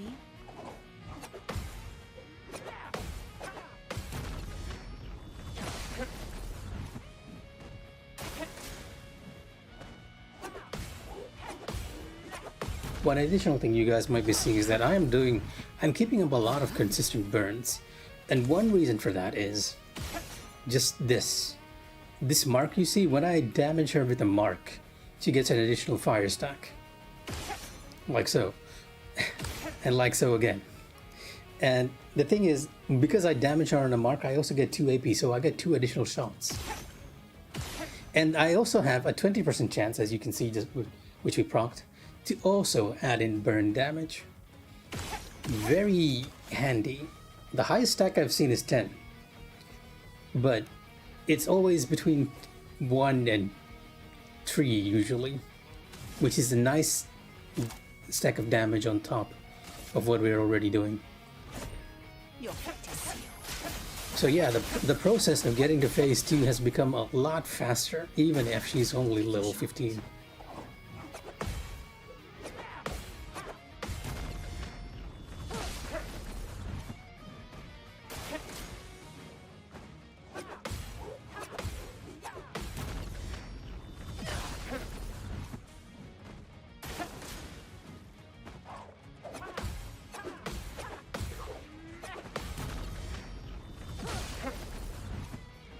Ready.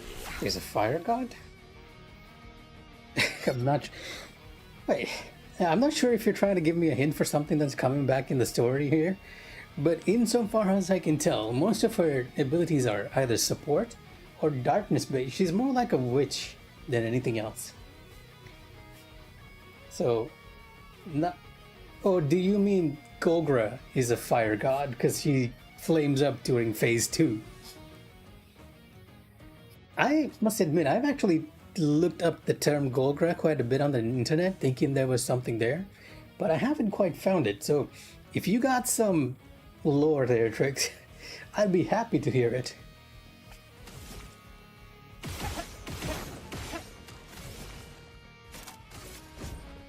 Your fate is sealed.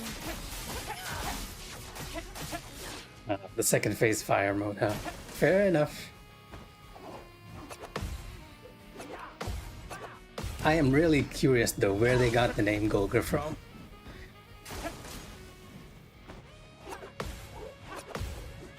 Like, is it referencing Gorgons or something else?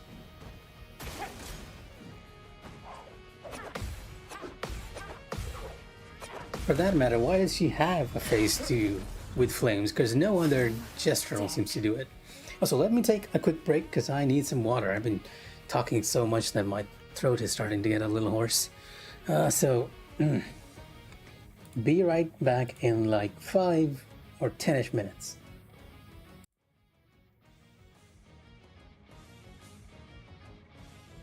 Assuming my transitions aren't working. For some reason it doesn't seem to be. Oh, there we go.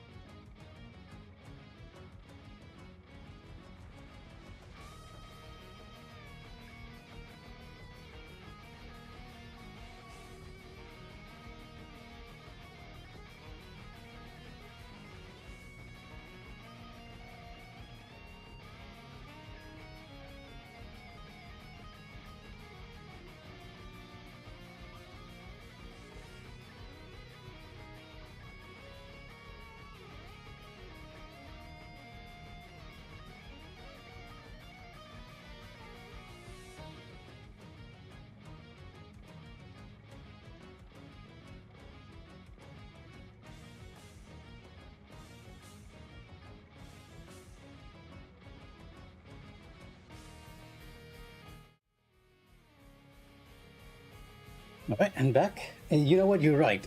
Water was what did us last time. But I've been practicing quite, and this is gonna sound really cocky, and I'm gonna look really foolish if I die here. But I have practiced a lot off stream during that time, so I feel pretty confident in phase 1. It's just phase 2 which is gonna kill me. But now I really need to focus because I actually have a habit of getting like really near phase 2 and losing my focus. As King here can attest to.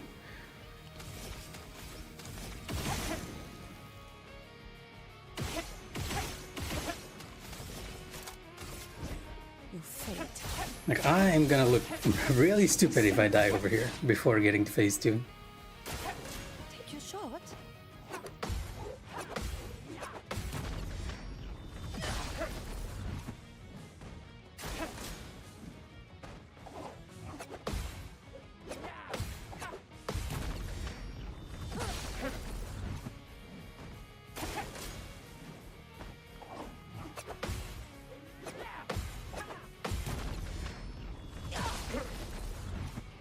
Time to strike. Let's speed things up. Fly rush, begin the loop.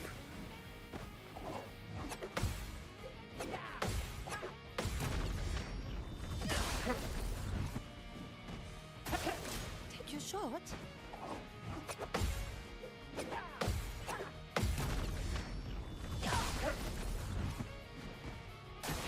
Try me.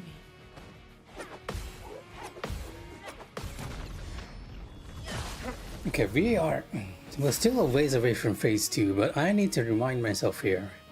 Her combo changes a bit. Her fast combo, her normal combo becomes crazy combo. Her impressive combo becomes a long combo, and that is the one that actually kills me the most in phase 2. The long combo, the one that I need to really, really delay for. And the final one is the fast combo, which I feel is a bit easier. That 999 hit is the one that I'm actually replacing. You'll see, since we are already in Sun, I can actually show you. Before, what I was doing was I was using Phantom Blade to consume all my Fortel stacks to do that 999 damage, but now I'm using Sealed Fate instead, which does 5 to 7 hits and does 200% more damage per stack of Fortel I have. Because we're hitting guaranteed criticals here, we are not losing our Fortel stacks, which means due to the additional hits, I'm actually bypassing the 999 damage that we were doing. Because instead of 9,999, when we are not in Twilight, we're doing 15k damage. And you'll see the damage on top of her health bar. And when we are in Twilight, we're doing 23k damage, which is considerably more than we were doing before.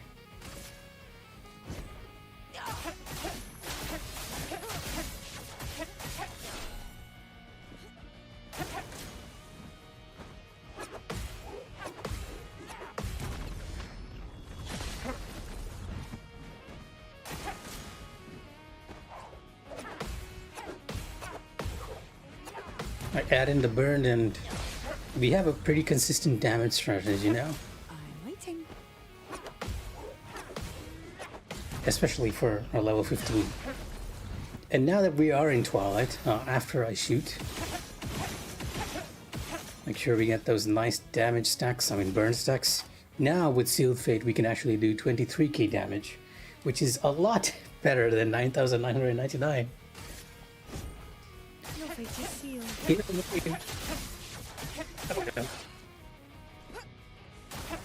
I'm waiting.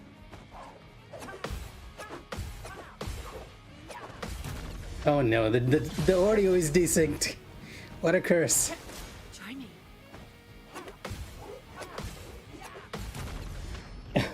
Somehow I managed to do that visually. But yeah, as you can see, we're doing 23k. Also, let me resync the audio before we actually kill ourselves.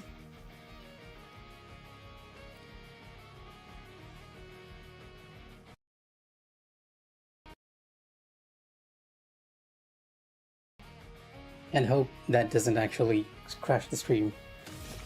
Okay, that's better. We're no longer desynced. I am actually listening to some of the audio cues too, so that was...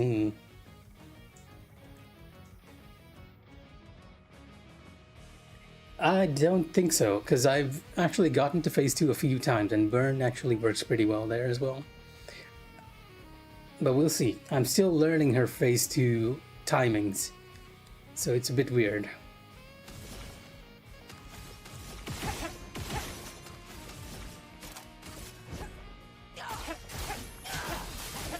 Just gotta remember, her impressive becomes long. That is the one that's gonna get me. It's her phase 2 long combo.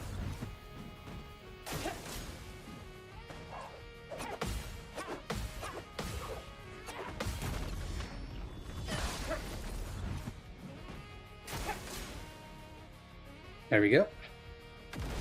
Golgra's angry. Not today.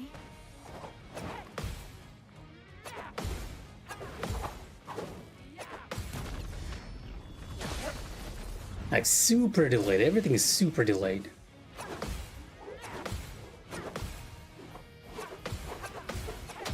Except that one. Unfortunate. I wasn't able to show you the combo that I was weakest against. But yeah, as you can see, burn still affects her. So we're gonna have to keep trying. I was hoping we would get more turns, because I usually get the crazy combo fine. Alright, now it's 10:18. I think we can still... think we still have enough time to do one more round before we need to call it today. And it will be a lot faster if we're not pausing as well.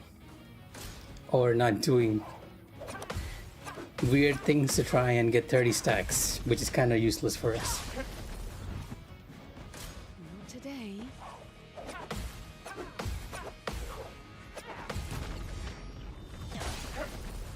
Oh no, that wasn't the water. The water, if the water was gonna affect me, it was gonna affect me in phase 1. That was me still not fully understanding the parry timings for those ones. I have done the crazy combo okay before, but it's very... I'm not looking at anything. Like, when I'm doing the phase 1 combos, I am very much looking at certain tells to help me make sure I'm always hitting it. But on phase 2, I am very much going on instinct. Like for her fast combo, it's raised leg, turn around, and hair dip. Like raised leg, turn around, hair dip. I don't have a visual guide like that for phase 2 yet.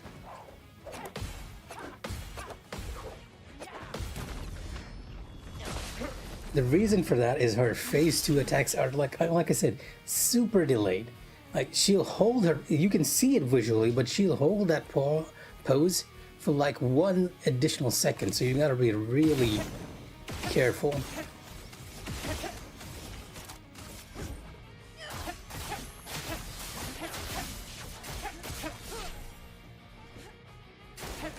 Try me.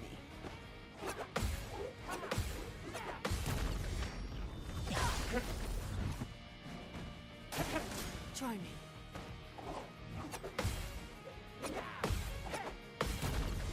So yeah, I guess you guys are still stuck with me for a few more days until I get this. But now that we can get to phase 2 a lot quicker, I think I can actually... I feel a lot more confident that I can actually beat her during Act 1 before we continue with the story. Full death.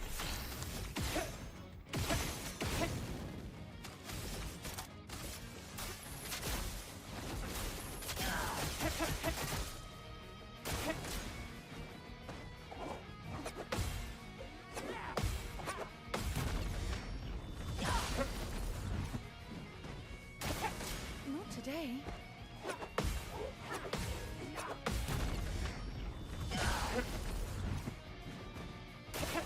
Try me. The crazy combo is a bit weird as well, because it has almost the same timings as her normal fast combo, but the end it's like delay really quick, and then it's not quick again. It's like middle between quick and medium, I guess. I'm not sure how to explain it. That timing is like, oh.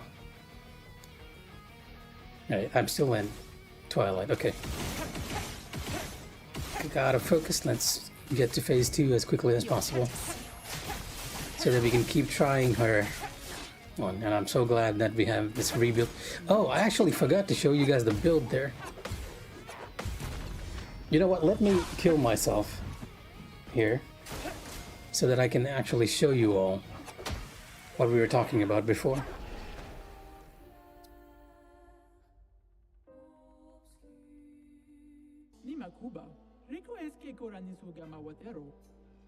So, as you can see, Sciel is still level 15. And like I said, I've somehow I had enough materials to get her rep until 11, which is one of the reasons why she's doing so much damage. In addition to that, like I told you guys before, since this is a new playthrough, can I, you know what, let me just quit to the title and show you guys it. Load previous saves? Oh no, that doesn't do anything. Let me just return to title for a bit. Like, my original save file is still there.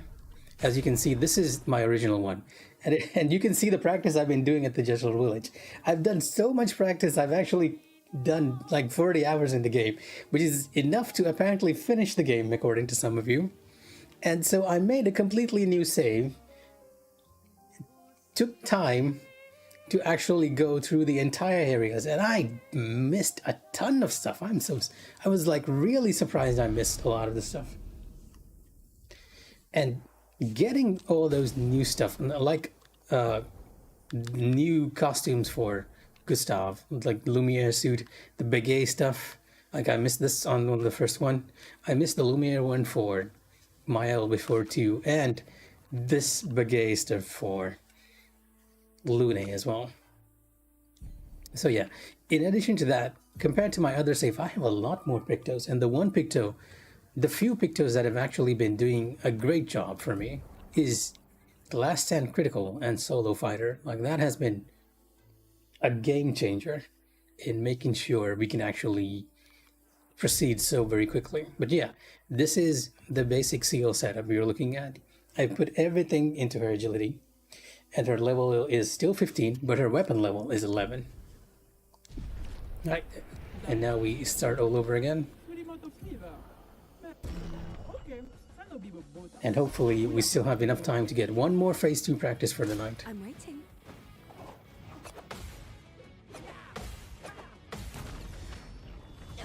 We do not promote self-harm on this channel. No, this isn't self-harm, this is a self-challenge. I'm not moving from this village until we defeat Golgra. And I was almost despairing because it was taking 1.5 hours before. But now that we're actually getting there in like 30 minutes, I feel a lot more confident that I can actually defeat her on my own time.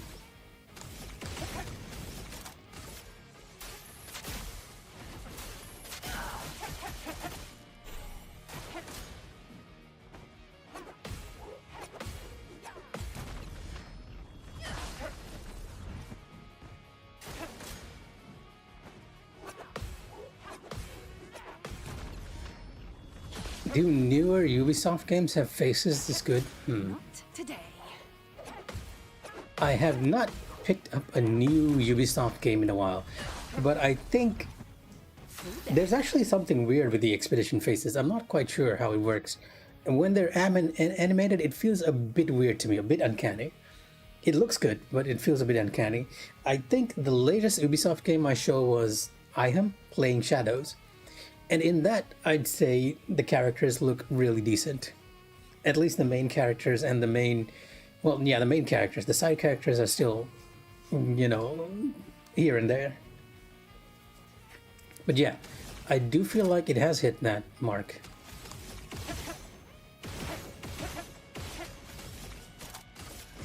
Your fate is sealed.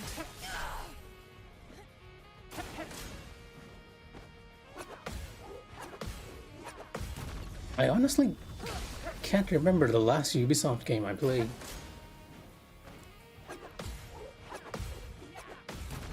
No, I'm actually blanking on the name. Like, Ubisoft had a very... How do I put it? A very out there game that was not part of their usual lineup. An open world game that was based on Greek mythology.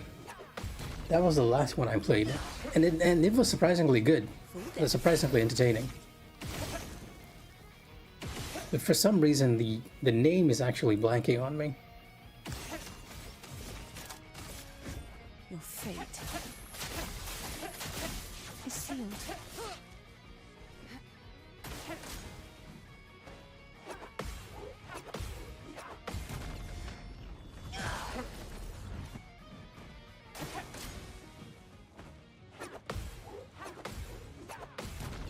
Frame generation. Is frame generation applied to Try me.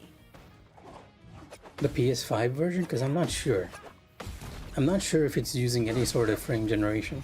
I am on performance mode, but it's not like usually I notice stuff like frame generation, so it might be, I'm not sure. I feel like it was more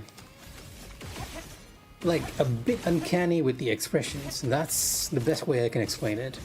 Your fate is sealed. Maybe when we finally get out of the Jestral village and see a cutscene, I can show you guys what I'm thinking about.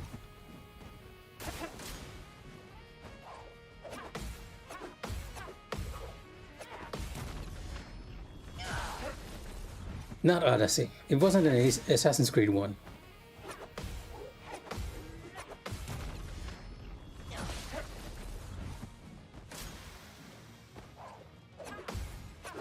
It was open world, and the graphics were a bit more cartoony than the usual ones. Let's. I was actually talking about it with a friend before too, so let me see if I can track that one down.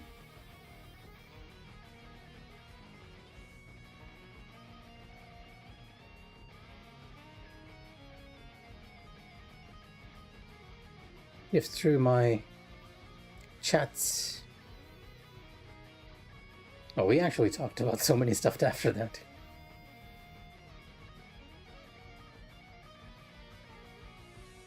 You know what? I think this requires a Google search because you guys are obviously curious what this was, and I think that was a pretty good game. Ubisoft, Greek open world mythology game that is not Assassin's Creed. Yes, this is the one. Immortals Phoenix.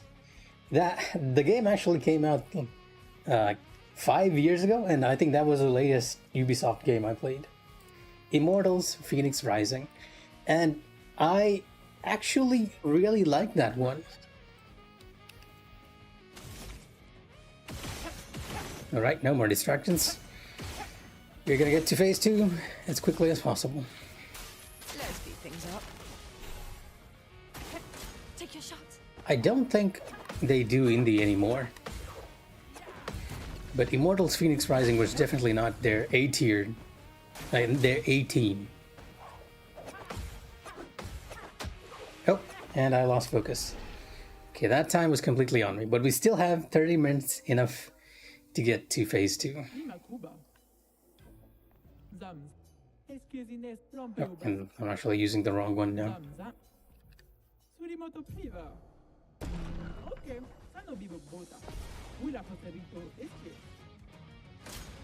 Back to the beginning. And this time, no more Google searching distractions for us. Take your shots.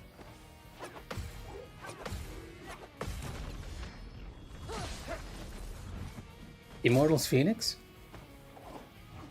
Probably. I remember playing, like really enjoying it for some reason. Like the whole setting, the whole characters, everything. It did have this very similar.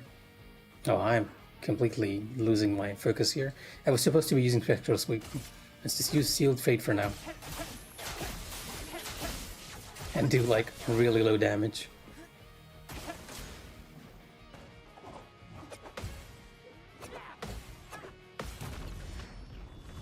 But yeah, I don't hear people speak about it, so I do believe you are correct. I am... You know what, now you made me curious again. I'm wondering how it fared on Metacritic. OpenCritic. And now I must Google search once more, even though I just said I would not be distracted.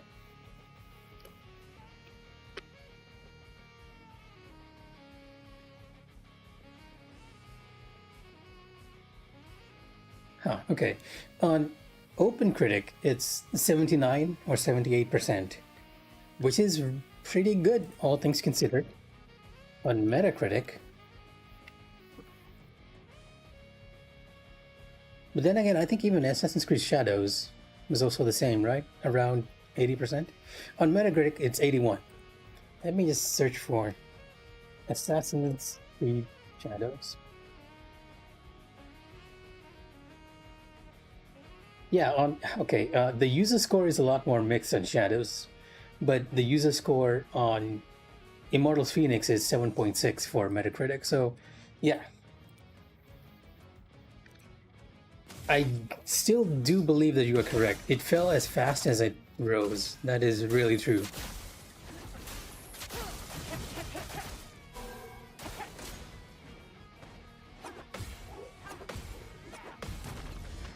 Because even though the people who played it really like it, I don't really hear a lot of people talk about it.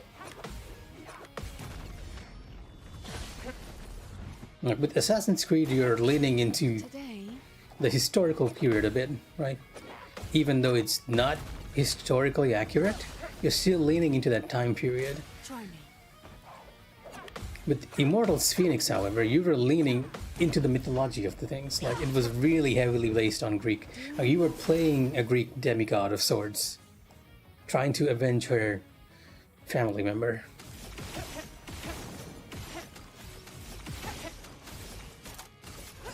Your fate is sealed.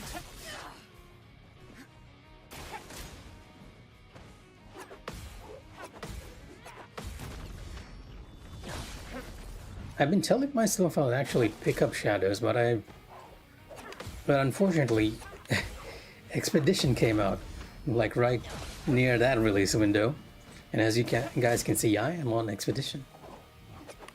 And then Fantasy Life came out. Fantasy Life is more or less my unwind game when I'm too tired of facing Golgra over and over again.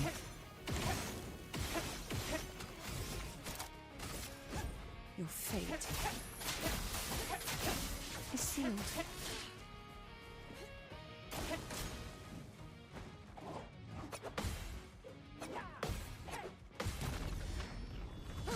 Also a game I think which is like really, really good, which many, I think Moldavians don't really like to pick up games like those. I have, that is also another game I intended to buy but never got around to it. Because my stance on stuff like this is that if it's usually middle of the road, I usually find something that I enjoy. And this might be a hot take for a lot of you guys out there, but for example, a lot of people, and I mean a lot of people, hate Forspoken.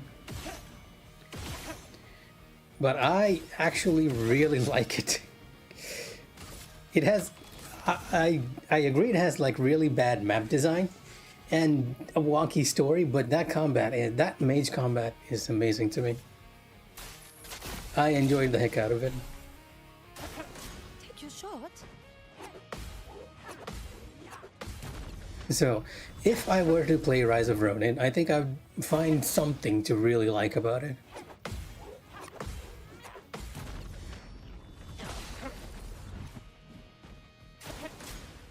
I think the person who played it here was Thunder Toys.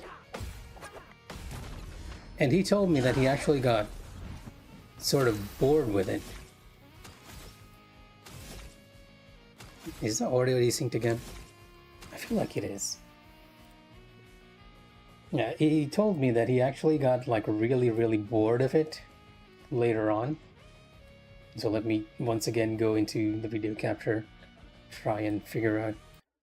Maybe it's because I'm peeking so much. There we go.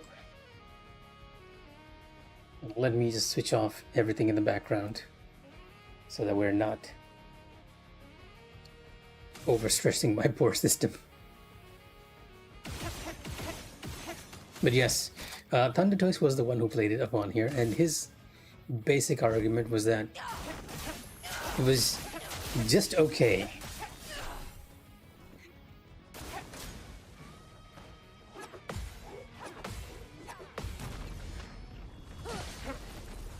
And that is a bit of an odd statement coming from him.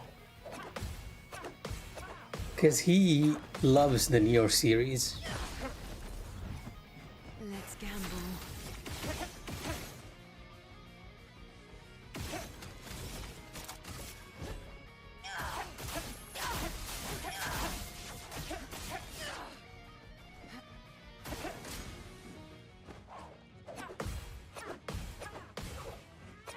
I'm assuming you've actually played Rise of the Ronin Tricks, so what do you actually think about it? Today,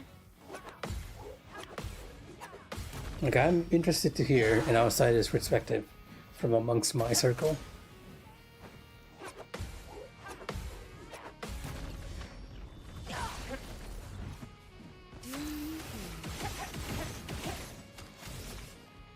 Oh, come on, I thought I was actually outside of... I thought I was outside of Twilight.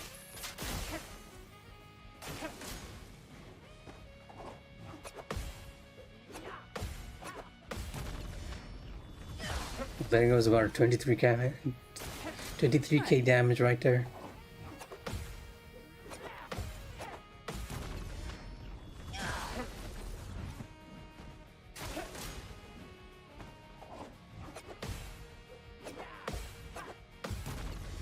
The problem with our gaming industry right now is there is a ton of good stuff and really not enough time to play it. Especially not play it like the way I am playing things right now. Really, what is my backlog at the moment? Let me check. Can I switch back? Yeah, I have Fantasy Life on here. I've finished Split Fiction. I got Blueprints. And I've finished Dynasty Warriors Origins main story. And I want to platinum it because I really, really like it. I started P3. I finished one playthrough, but I need to do another one. Which is weird since it's showing me only 19 hours over here. Which might be because this is my PS5 one and not my PS4 one. I played this a lot. This game I absolutely adore. But I still need to do another playthrough because there seems to be a hidden one right there.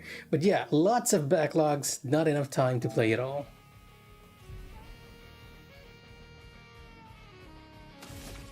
Oh, so you also haven't quite played it. You're just curious. Unfortunately, I am unable to provide an insight on it. Take your shot. Tell you what, my take on it is that if you're interested, and if you're on the fence about it, wait for a discount. Because you feel less guilty when things are on a discount. And I do believe Rise of the Ronin does get regular discounts.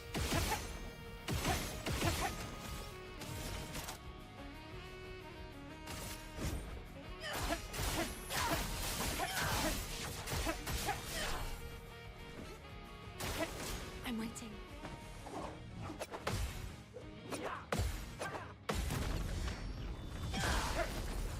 Sekiro, I really recommend.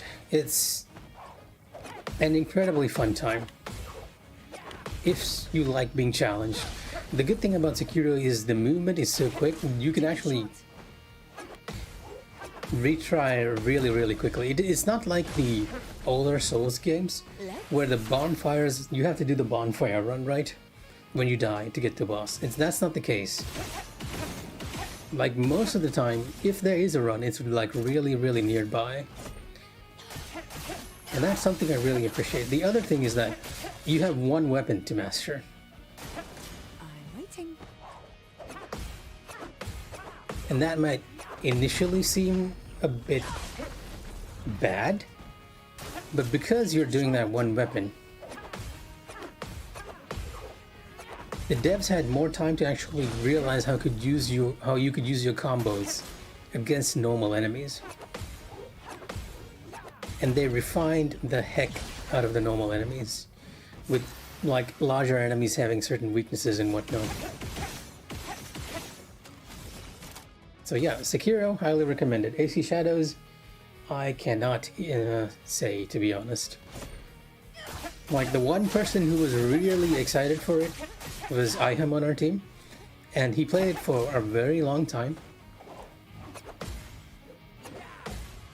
And he was even hyping it up, like understandably. Like Iham loves Ubisoft, and I think he's the only one among us who is like really okay with current Ubisoft direction. Like he's a fan of the newer AC stuff, right? Unlike us. Time to strike. Oh, okay, yeah, that makes sense, because Rise of the Ronin was supposed to be a time PS exclusive.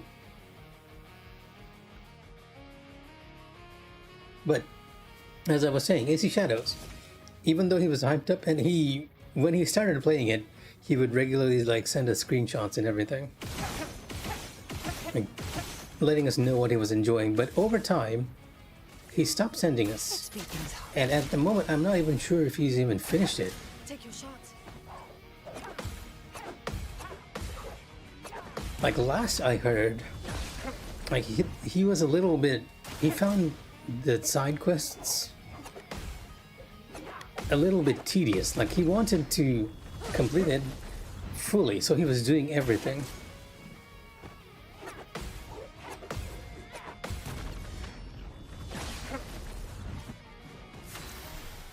Yeah, exactly. That's what I mean. Because there's only one weapon, the devs were able to really finesse not only on that one weapon's moveset, but also on how you are going to use that weapon against different enemies. And even though there is one weapon in the game, you actually have sub-weapons, which are like weaknesses for a lot of them. And you are encouraged to experiment with those a lot. Because having the right sub-weapons makes a huge difference on your first playthrough, and it is a lot of fun when you realize an enemy's weakness. Trying not to spoil here, because you're about to play, or you're considering playing it.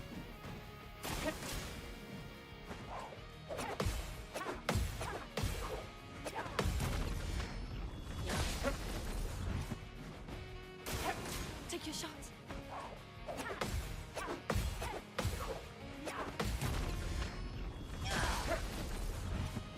Full deck. Full deck. Oh, come on. Did I use too many shots again? I really need to count my shots a bit better. Yeah, I used more shots again.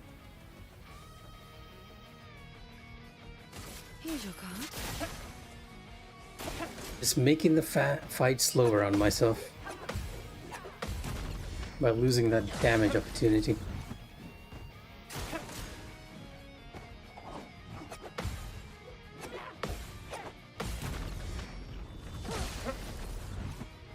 Ready? Yeah, remember, it's 4 shots. I mean, 4 AP, not 4 shots. Your fate is sealed.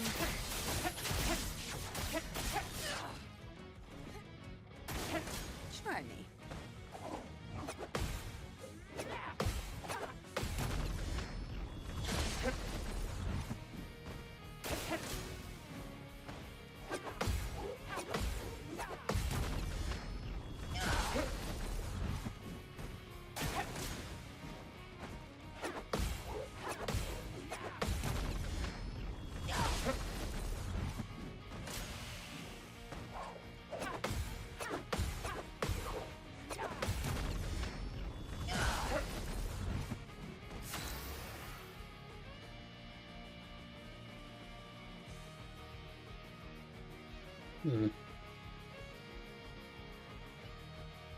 What kind of weird is happening with my OBS? Give me a second.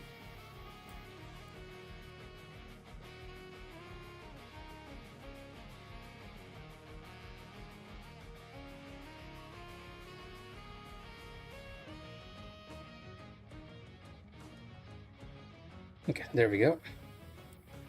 OBS is back in. Yeah, muscle memory is one thing. The muscle memory for me here is that I'm actually doing like 2 shots each time.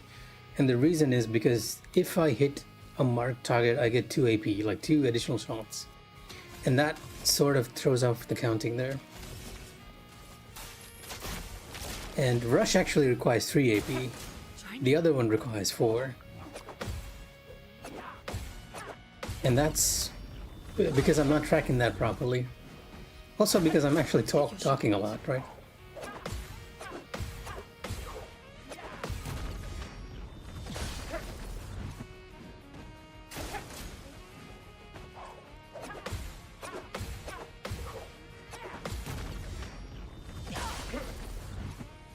Let's play.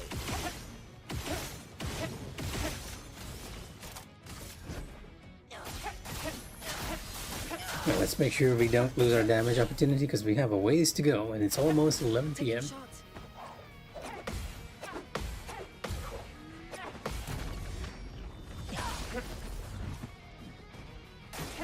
Try me.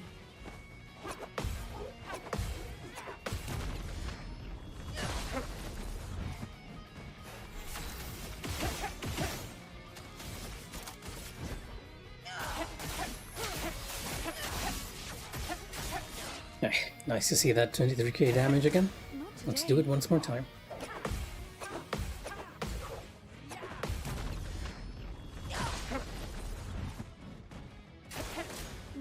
today.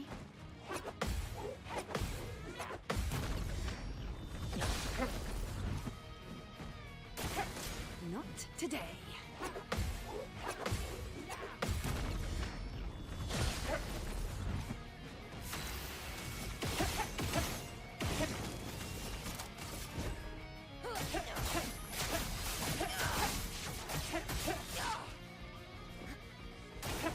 Not today.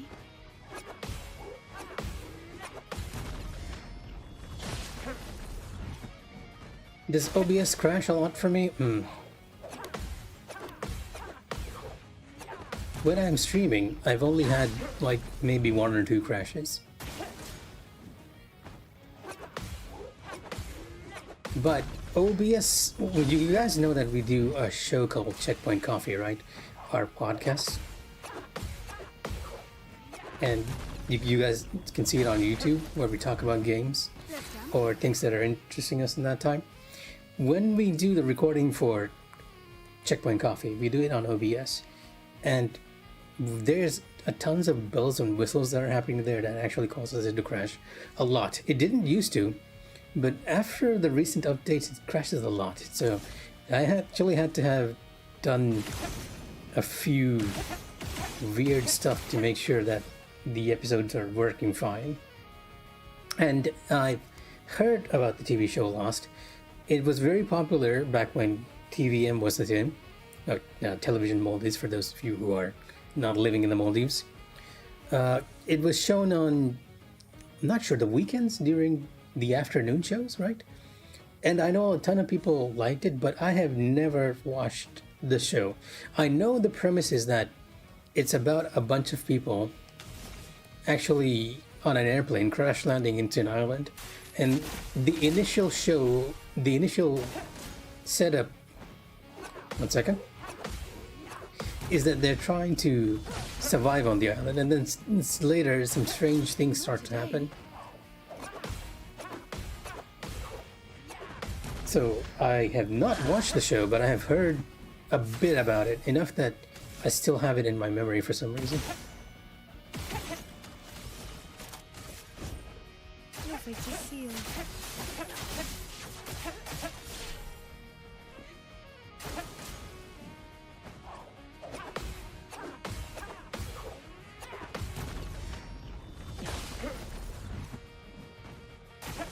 Try me.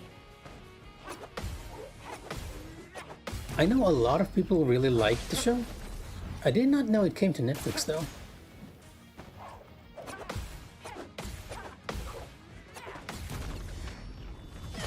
It might be worth it.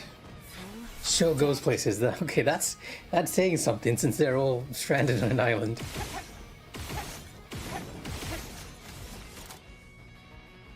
Personally, between you guys and me, I am not much of a show watcher or a moviegoer.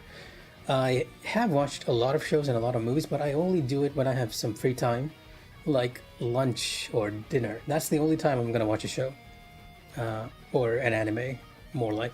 It's usually anime because it's like 15 minutes, right? But recently, what I've been watching is a show called Leverage, or rather, the second. It's not a second season. It's like a reboot or a continuation of that show, called Leverage Redemption.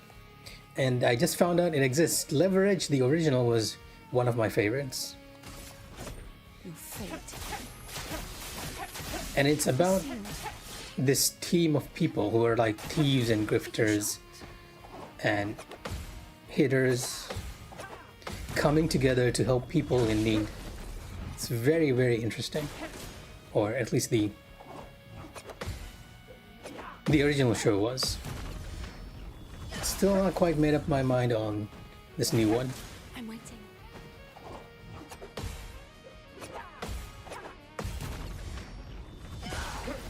There is a hacker in it, but I wouldn't call it the hacker show. It's more like con man trying to out-con other crooks. That is, but the con men in this case are a hitter, a grifter, a hacker, a thief, and someone they call a mastermind. Like these 5 people together.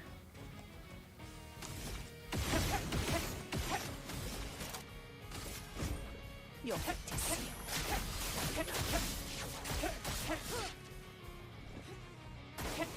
Try me. At your recommendation, however, I might pick up Lost since I'm almost done with Leverage. Okay. Honestly, other than that, I think the only thing I've been watching is... I'm waiting.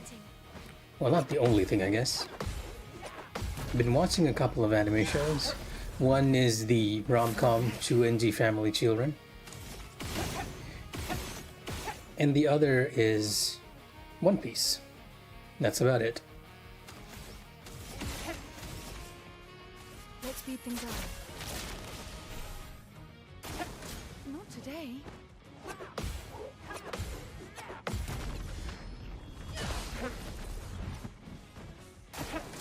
Not today.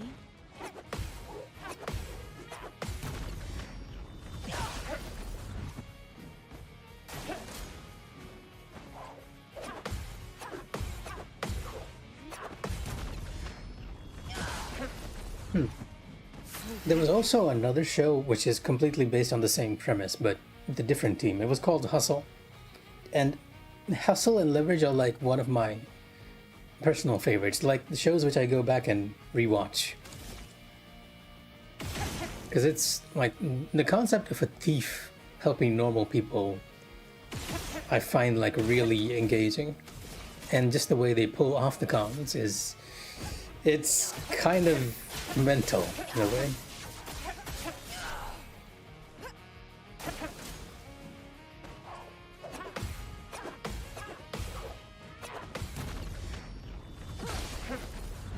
Okay, okay, fair enough.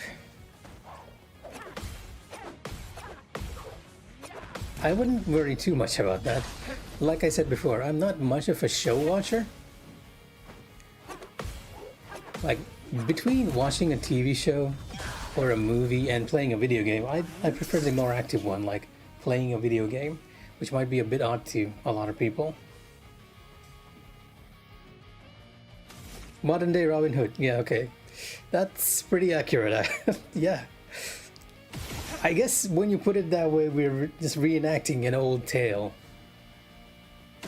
Very astute observation from you.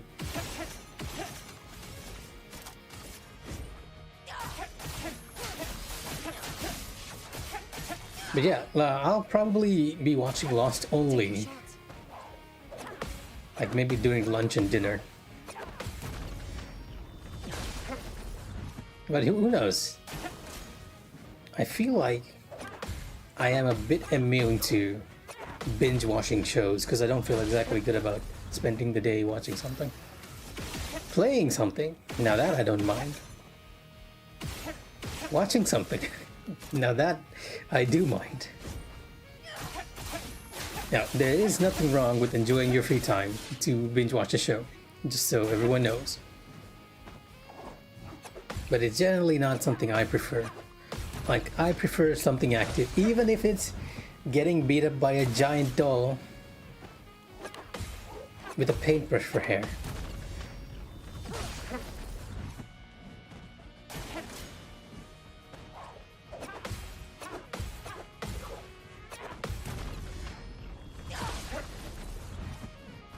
I'm waiting.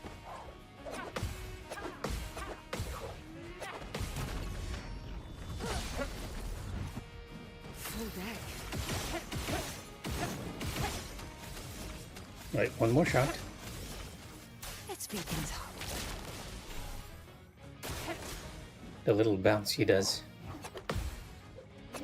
for her idle animation. Not today.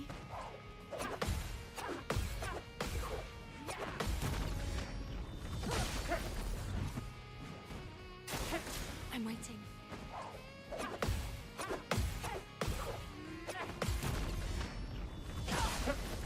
Yes, I do, because, Deck. well, part of the reason, well, let me just switch on the fan over here, and hopefully it's not gonna be picked by a life. Yeah, I do pick up to a schedule because, as you guys might know, And is my fan being picked up? Well, let me know if it is. Part of the reason is because I have a day job, right? It's an 8 to 4, 5, I guess. And that actually I have to structure everything else around that.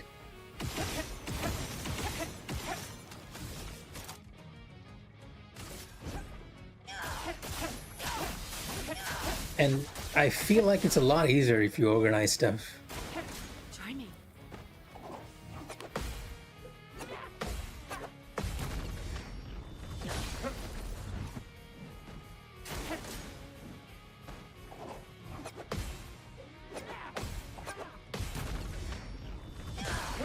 I would say I'm super organized because if you like look at my desk right now, I'm trying to give you guys a visual of it. On my left is a remote, a PS4 controller, my mic controls, one pair of a PSVR2 head controller, a little container of cotton buds, a phone, a wallet. Yeah, it's very messy, so I wouldn't say I'm completely organized at all. Yeah, headphone users, if you're listening, let me know. I'll try to turn the fan away at least. Oh no, not again. I use one more shot. Here's your card. You know what focus foretell it is. I'm waiting. Now that one was muscle memory. That was completely muscle memory.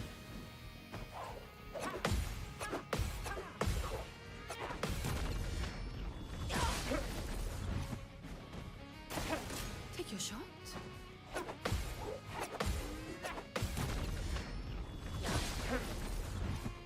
Let's gamble.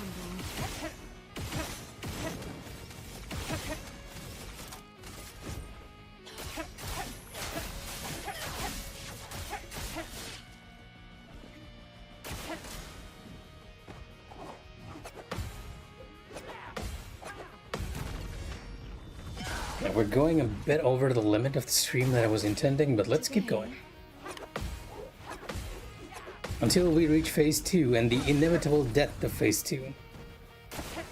Not today. I like how Sciel just said not today, even though we know we're definitely gonna die in phase 2.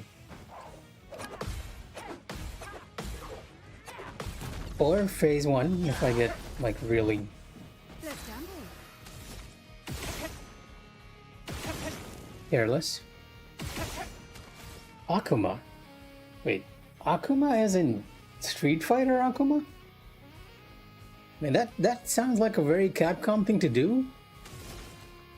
You mean a costume, right? Or are we really fighting Akuma? Let's speed things up.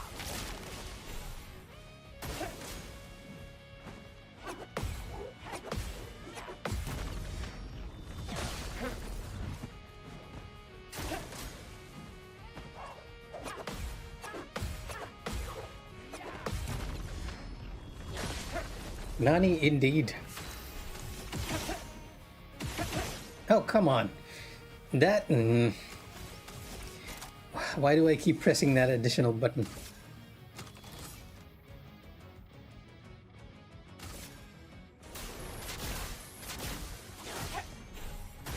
Okay, there's your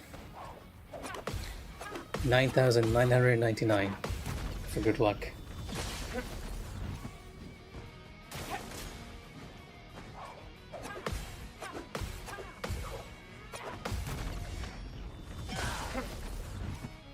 Okay, yeah, that makes more sense. An armor or a costume. In World they had Ryu. Yeah, I mean it makes perfect sense if it's Capcom, but if they had Akuma as a fight in Monster Hunter, that would be amazing. And yes, King, Akuma, I think it's used in a lot of anime to mean demon. I do not know the exact translation of what it means. But Akuma is also a character in Street Fighter. He's like the strongest evil, or I don't even know whether he's like neutral evil, right? Because he's trying to be the strongest fighter among everyone.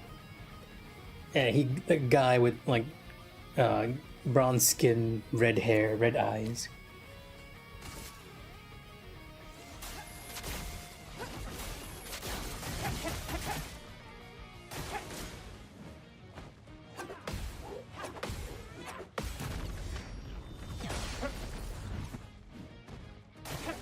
And Ryu, I think in the later series, Ryu is usually pitted against Akuma. Although I still feel like Ken is Ryu's rival, but that may have changed a lot. Like, I'm still remembering the old Street Fighter 2 days.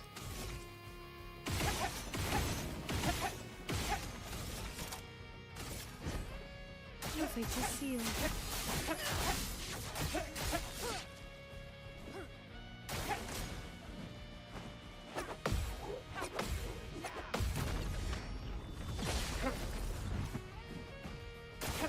Take your shot.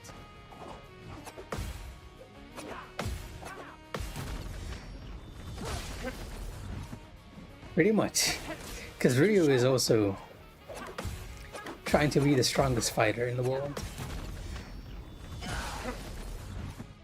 Let's play. Let's break things up.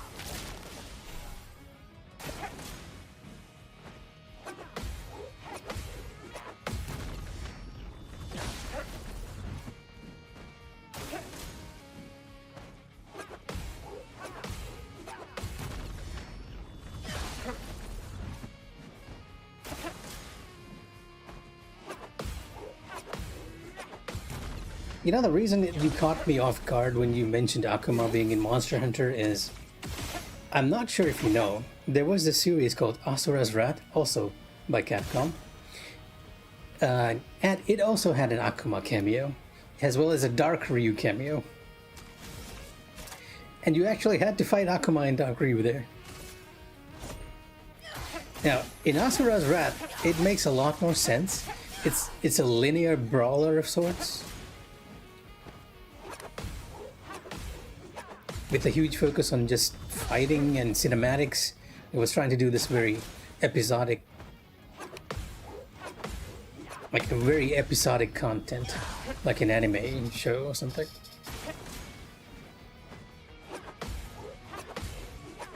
So when you said that they added Akuma to Monster Hunter, I for a moment thought they added it as a fight, because that's completely very Capcom. Although I'm not sure how to feel about Capcom. Trix, I assume you are playing on PC, since you mentioned PC quite a bit. And I was under the impression that the PC version for Monster Hunter Wilds was kind of mixed in reception. Your fate is Like, there is a lot of speculation that they released the PC version early just to improve their quarterly revenue. Yes, I did. I love that stuff. Like, I might be one of the few people here who got suckered into getting the DLC because I liked it so much. And the DLC actually had the true ending for the game.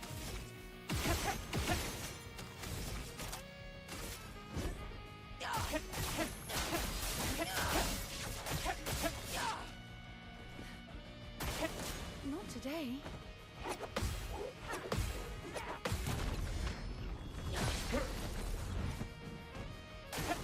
I'm waiting. I completed the entire game of Asura's Wrath, platinum it, and even got S ranks on all the fights because I enjoyed it that much.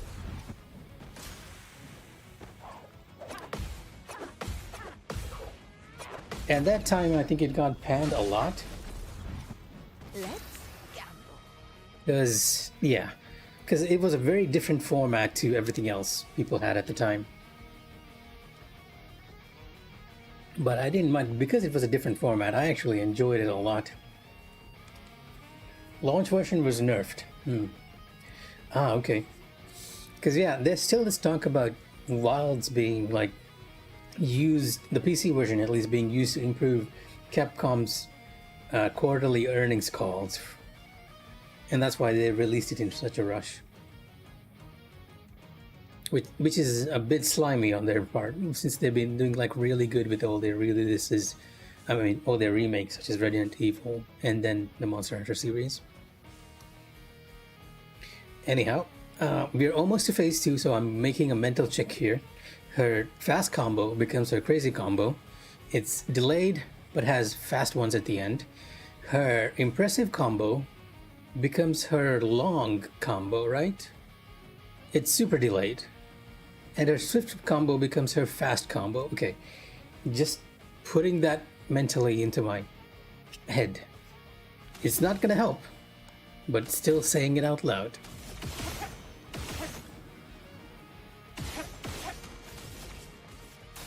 Let's speed things up. Because we're almost there. Just gotta keep our focus.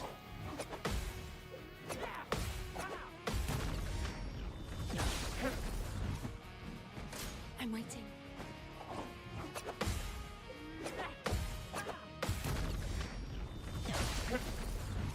Correct. Fast equals crazy. This is her fast combo. That'll add on 3 additional hits at the end. Her impressive becomes long, and her swift becomes fast. That is the one. It's the long combo which almost gets me. I feel like the fast combo is a bit easier to deal with in her second phase. Your fate. Right, almost there. We'll probably push her to phase 2 during Twilight phase.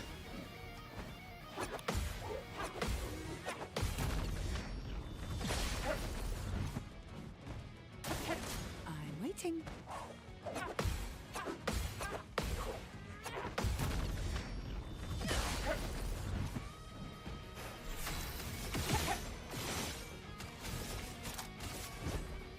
Your fate is sealed. Almost. Or did we? Take your shot. Okay, I think this ought to do it. She'll get angry after this one. And now we are about to die very soon. I'm waiting.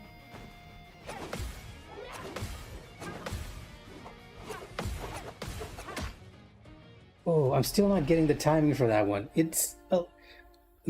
I think I might be doing it too soon. I need to delay that one. But yeah, unfortunately, I wanted to at least show you guys that I made some progress on P2. But unfortunately, we haven't been able to make any progress on P2, as you all can see. I keep dying to the first hit. And I'm afraid that our time for tonight is out. I'm still gonna keep trying. Like, I promise you guys, I'm not moving from this town until we're done. We defeat her.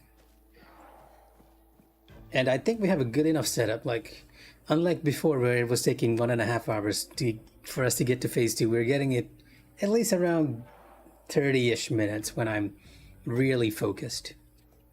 But yeah, if anyone's watching, I'm sorry to disappoint you guys. But good morning, good evening, good night, wherever you are, and take care. I am gonna go make some dinner. Bye.